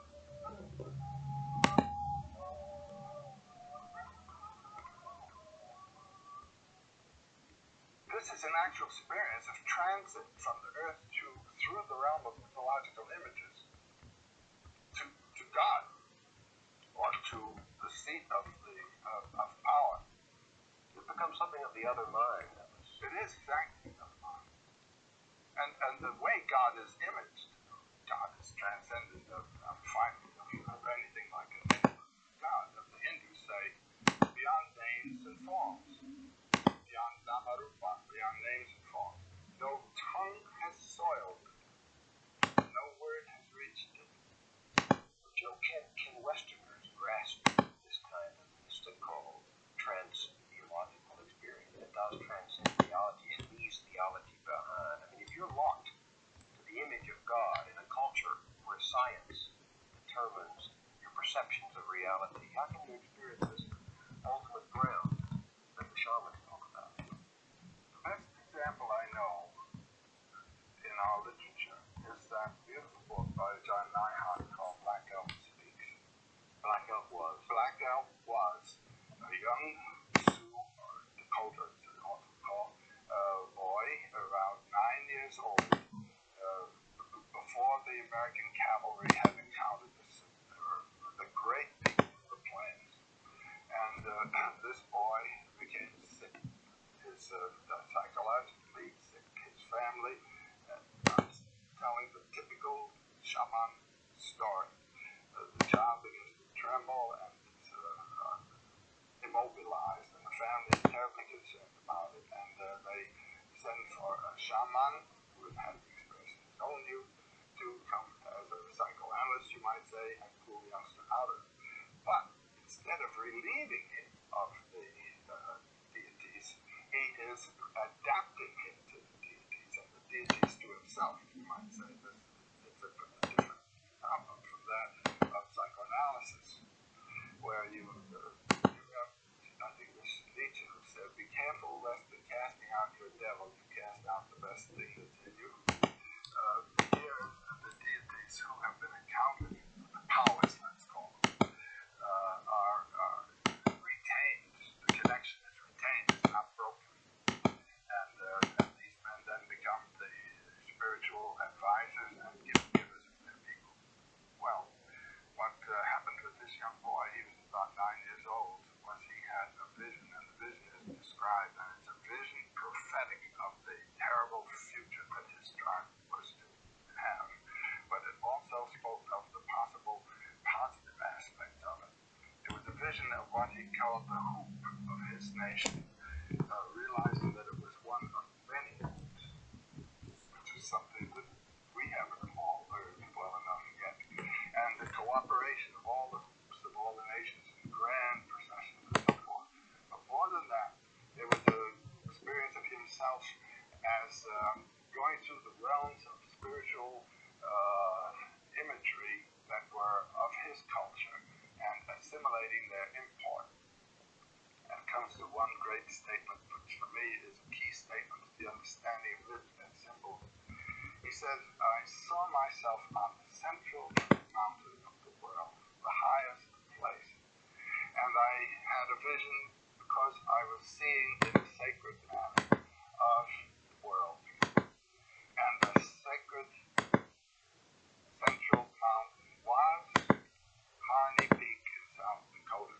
And then he says, but the central mountain is everywhere. That is a real mythological realization. It distinguishes between the local cult image, Harney Peak, and its connotation, the center of the world. The center of the world is the hub of the universe, Axis Mundi, the central point, the pole star around which all revolve. The central point of the world is the point where stillness and movement are together. Movement is time, stillness is eternity, realizing the relationship of the temporal moment to the eternal, not moment, but forever, is a sense of life. Realizing how this moment in your life is actually a moment of eternity, and the experience of the eternal aspect of what you're doing in the temporal experience is the mythological experience, and he had it.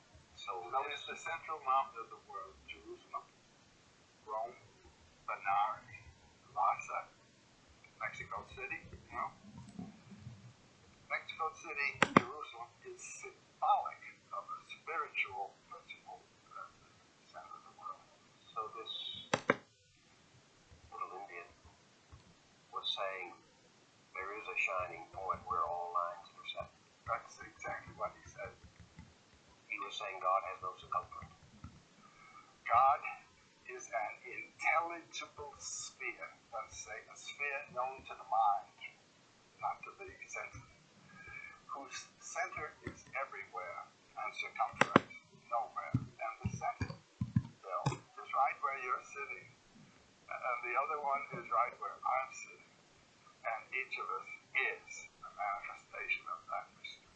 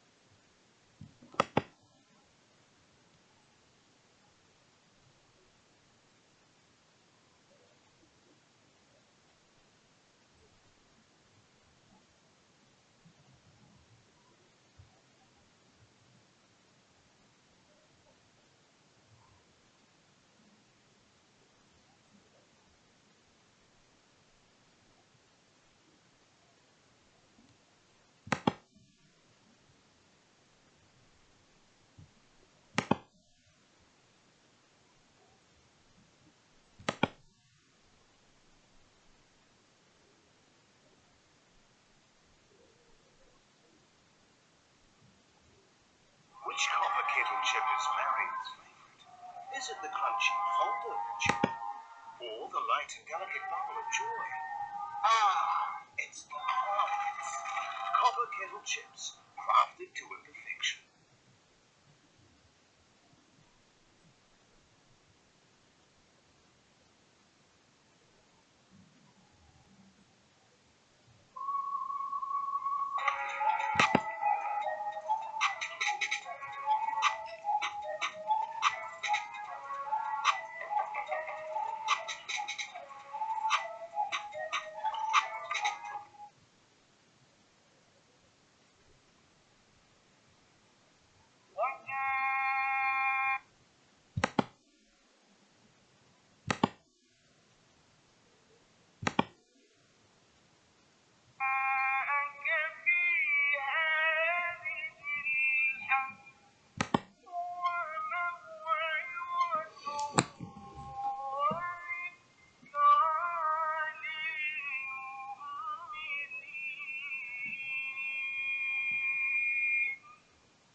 We want to think about God.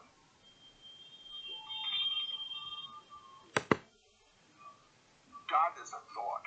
God is an idea. But its reference is to something that transcends all thinking.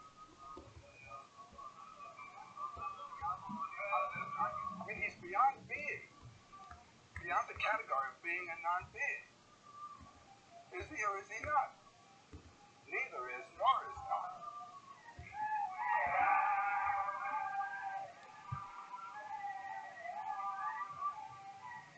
Every God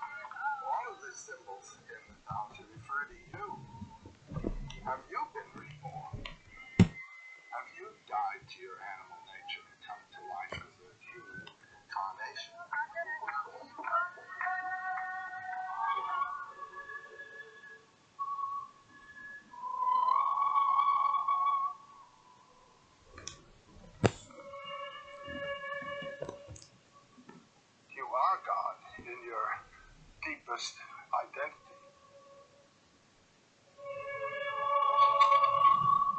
You are one with the transcendent.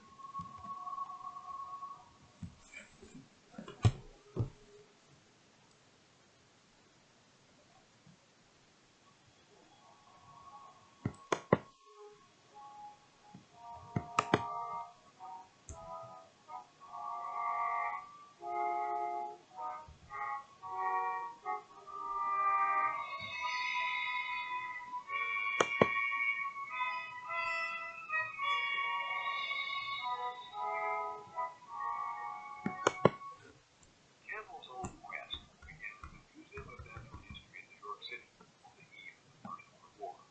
He wasn't yet 10 years old.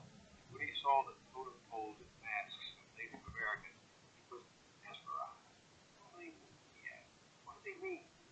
Right then and there began the lifelong fascination that would take him one of the world's foremost authorities on mythology, a prolific writer, and extraordinary teacher. Pure intuition brought us back to this very place where his long journey started, the American Museum of Natural History, just in a few months, turned out before Joe's unexpected death. We had finished 2 summers of discussion at George Lucas's Skywalker Ranch in California, where Campbell had been working to direct on his epic Star Wars trilogy. Joe went home to Hawaii, and I returned to New York with my team, began the editing that would turn those conversations into our video series, Power of Men. Over many hours, Joe and I talked about his life's adventure with mythology. One moment we were discussing the folklore of Native Americans, the next we were considering a Tibetan sand painting, or courtship troubadours in medieval Europe, or the hero's journey, which runs through mythology from ancient times to the present. Back in New York, screening the raw tapes, I was again in awe of Campbell's familiarity with the world's art and literature, his encyclopedic knowledge of stories that humans have told for tens of thousands of years, stories that transcend everyday experience, from the crucifixion of Christ to the enlightenment of Buddha to the sacrifice of soldiers in combat. Suddenly, a light bulb went off in my head. Circles. I turned to my colleague and said, we didn't talk about circles, and circles are the key to Joe's understanding of God. I picked up the phone and called him in Hawaii, and I said, we must have one more session. We haven't talked about circles. He chuckled and agreed. You're wrong. So we met in New York at the museum in Central Park. We didn't know this would be our last time together. Looking back, I intended to see in his face and compare reminiscence of his life, his theory, and fear. Not sure. What I do remember most vividly from that evening is that I had never seen so much life in his eyes. Is there something in common in every culture that creates this need for God? Well, I think anyone who hasn't experienced this before knows that there is a dimension within the universe that is not that which is available to his senses. There's a wonderful saying in one of the Upanishads when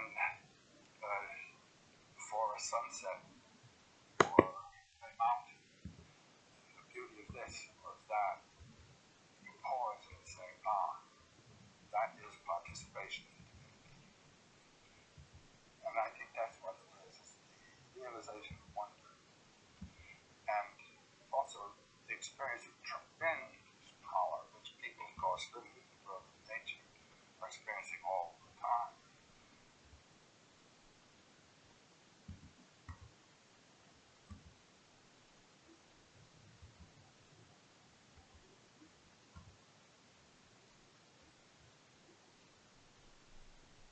You know, there's something there that's much bigger than the human dimension.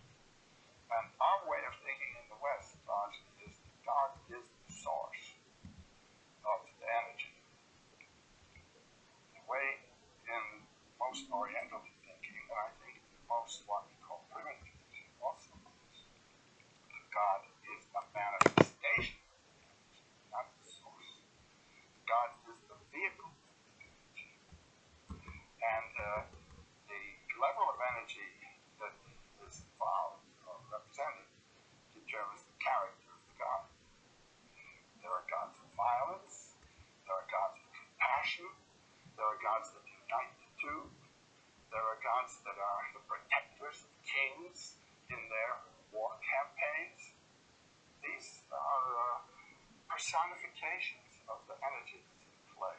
What's the source of the energy?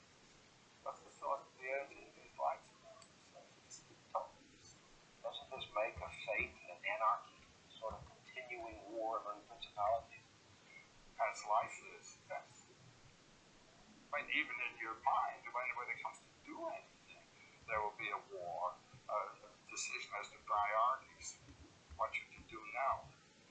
Or in relationship to other people, there are 4 or 5 possibilities by way of action. And the notion of divinity or divine life in my mind would be what would determine my decision. If it were rather crude, it would be a rather crude decision. Is divinity just what we think? Yes. What does that do to faith? Well, definitely about faith. You are a man of faith. You're a man of wonder. Yeah, I don't have to have faith. I have experience. Well, I have experience of the wonder. What? I have experience of love. I have experience of hatred, malice. I like that punch the guy's jaw. And I admit this. But those are different divinities. I mean, from the point of view of symbolic imaging, those are different divinities. I'm very convinced. When I was a little boy, I was brought up Roman Catholic. I was told I had a guardian angel on my right side and a tempting devil on my left. And when it came to making a decision of what I would do, the decision would depend on which one had most influence on me. And I must say that in my boyhood, and I think also in the people who were teaching, they actually concretized those thoughts. Did what? It was an angel. That angel is a fact. The devil is a fact. You see. Otherwise, one thinks of them as metaphors for the energies that are afflicting and guiding. Those energies come from Your own life, the energy of your own body, your different organs in your body, including the head, heart, conscience systems. and your life comes from where? You are the ultimate energy that's the life of the universe. And you say, well, somebody has to generate that. Why do you have to say that? Why can't it be impersonal? That would be Brahman. That would be the transcendent entity that can also personify. Can men and women live with an impersonality? Yes. To all over the place. Just go east of Suez.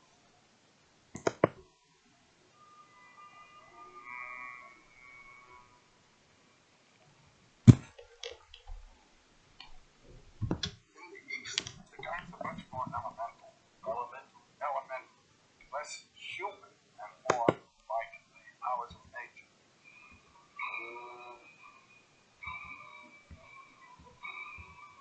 I see a deity as representing an energy system. And part of the energy system is the human energy systems of love, malice, hate, benevolence, compassion. And in Oriental thinking, God is the vehicle of this energy, not the source. Well, of course, the heart of the Christian faith is that these elemental forces you're talking about embodied themselves in a human being and reconciling mankind to God. Yes. And the basic Buddhist idea is that that is true of you as well. And what Jesus was a person who realized that in himself and lived out of the Christhood of his nature. What do you think about Jesus? We just don't know. What we know are 4 contradictory texts that tell us it was Written many years after he lived. But I think we know what Jesus said. I think the sayings of Jesus are probably pretty close. But when you read the Thomas Gospel according to Thomas, which was dug up there in that other Gnostic text, it has all the flavor of one of the New Year synoptics, Matthew, Mark, Luke, except it doesn't say quite the same thing. There's one wonderful passage, it's the last one in the Gospel. When will the kingdom come?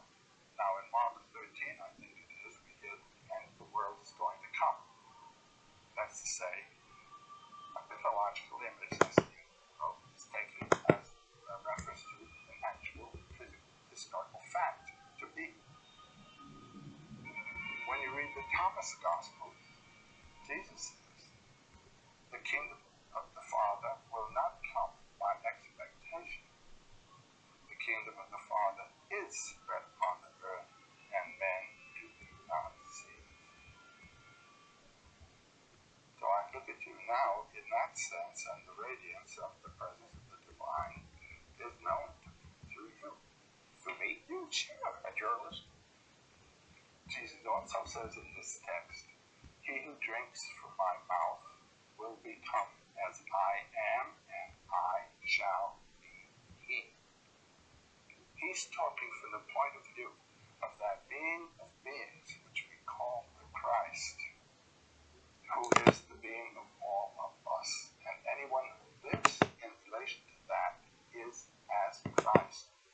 And anyone who incarnates, or rather brings into his life the message of the word, is equivalent to Jesus. That's the sense.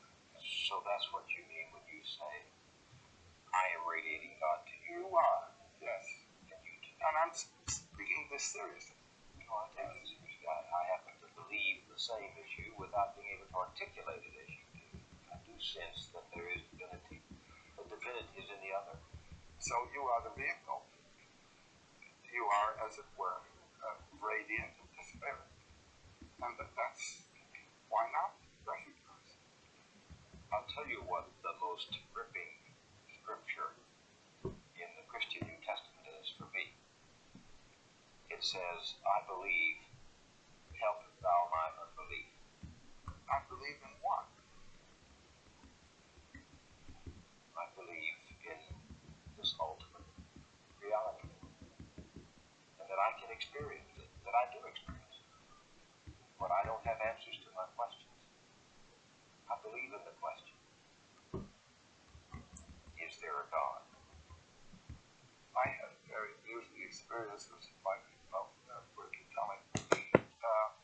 I was in the New York Athletics Club swimming, and you don't wear your collar this way or that way when you swim. And I was introduced to a priest. This is Father so-and-so. This is Joseph Campbell. I'm a professor. He's a professor at one of our Catholic universities. So after I'd had my swim, I came and sat down beside what we call, the horizontal athlete situation, and the priest beside me.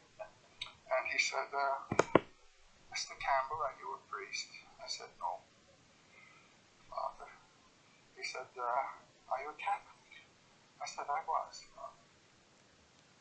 He said, and now he had the sense to ask me this, do you believe in a personal God? I said, no, Father.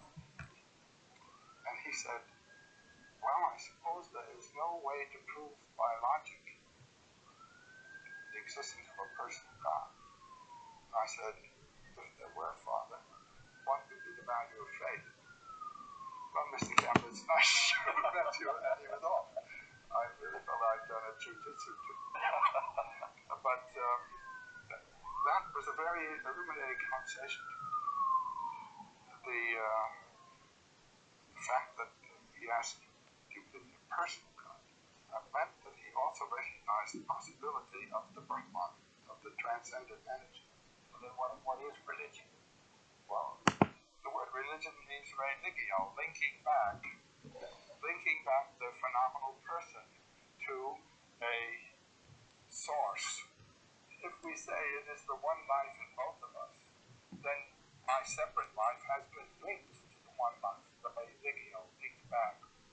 And this becomes symbolized in the images of religion, which represent that connecting.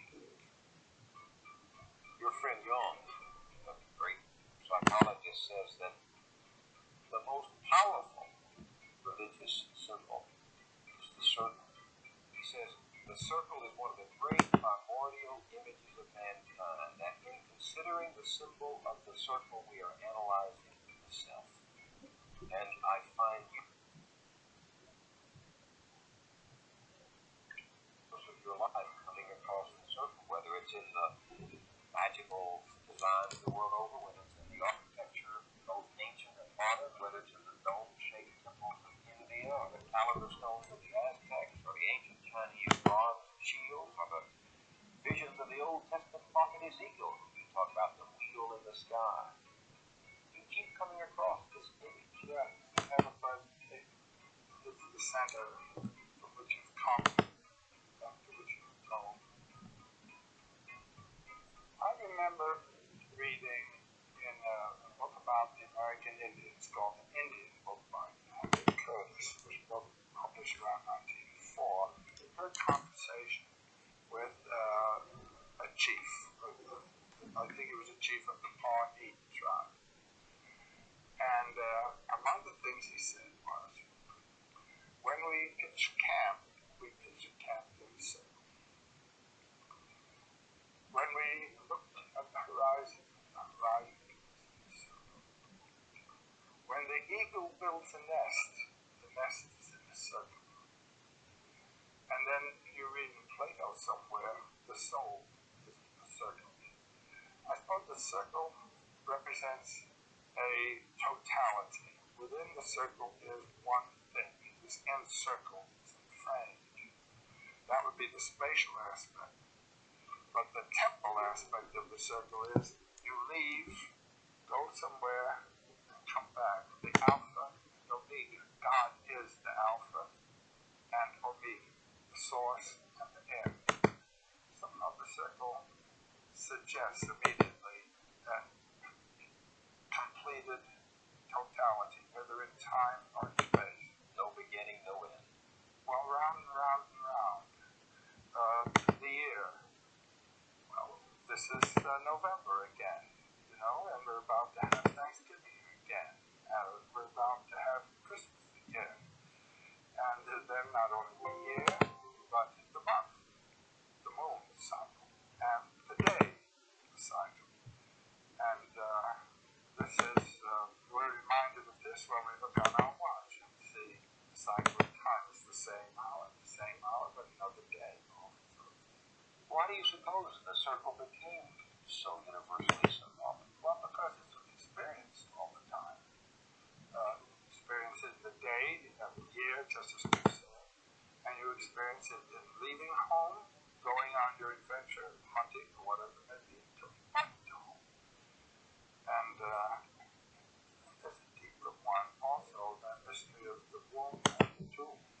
When people are buried, it's for rebirth, and that's the origin of burial idea. You put back into the womb of Mother Earth for rebirth. And Jung kept returning to that theme of the circle as being this sort of universal symbol. Well, Jung used it as a pedagogical device, actually. What he called the mandala. This was actually a Hindu term for a sacred circle. Here is one of the pictures. That's a very elaborate mandala. You have the deity, the center, with the power source, the illumination source, and these are the manifestations or aspects of its radiance. But in working out the mandala for oneself, what one does is your circle, and then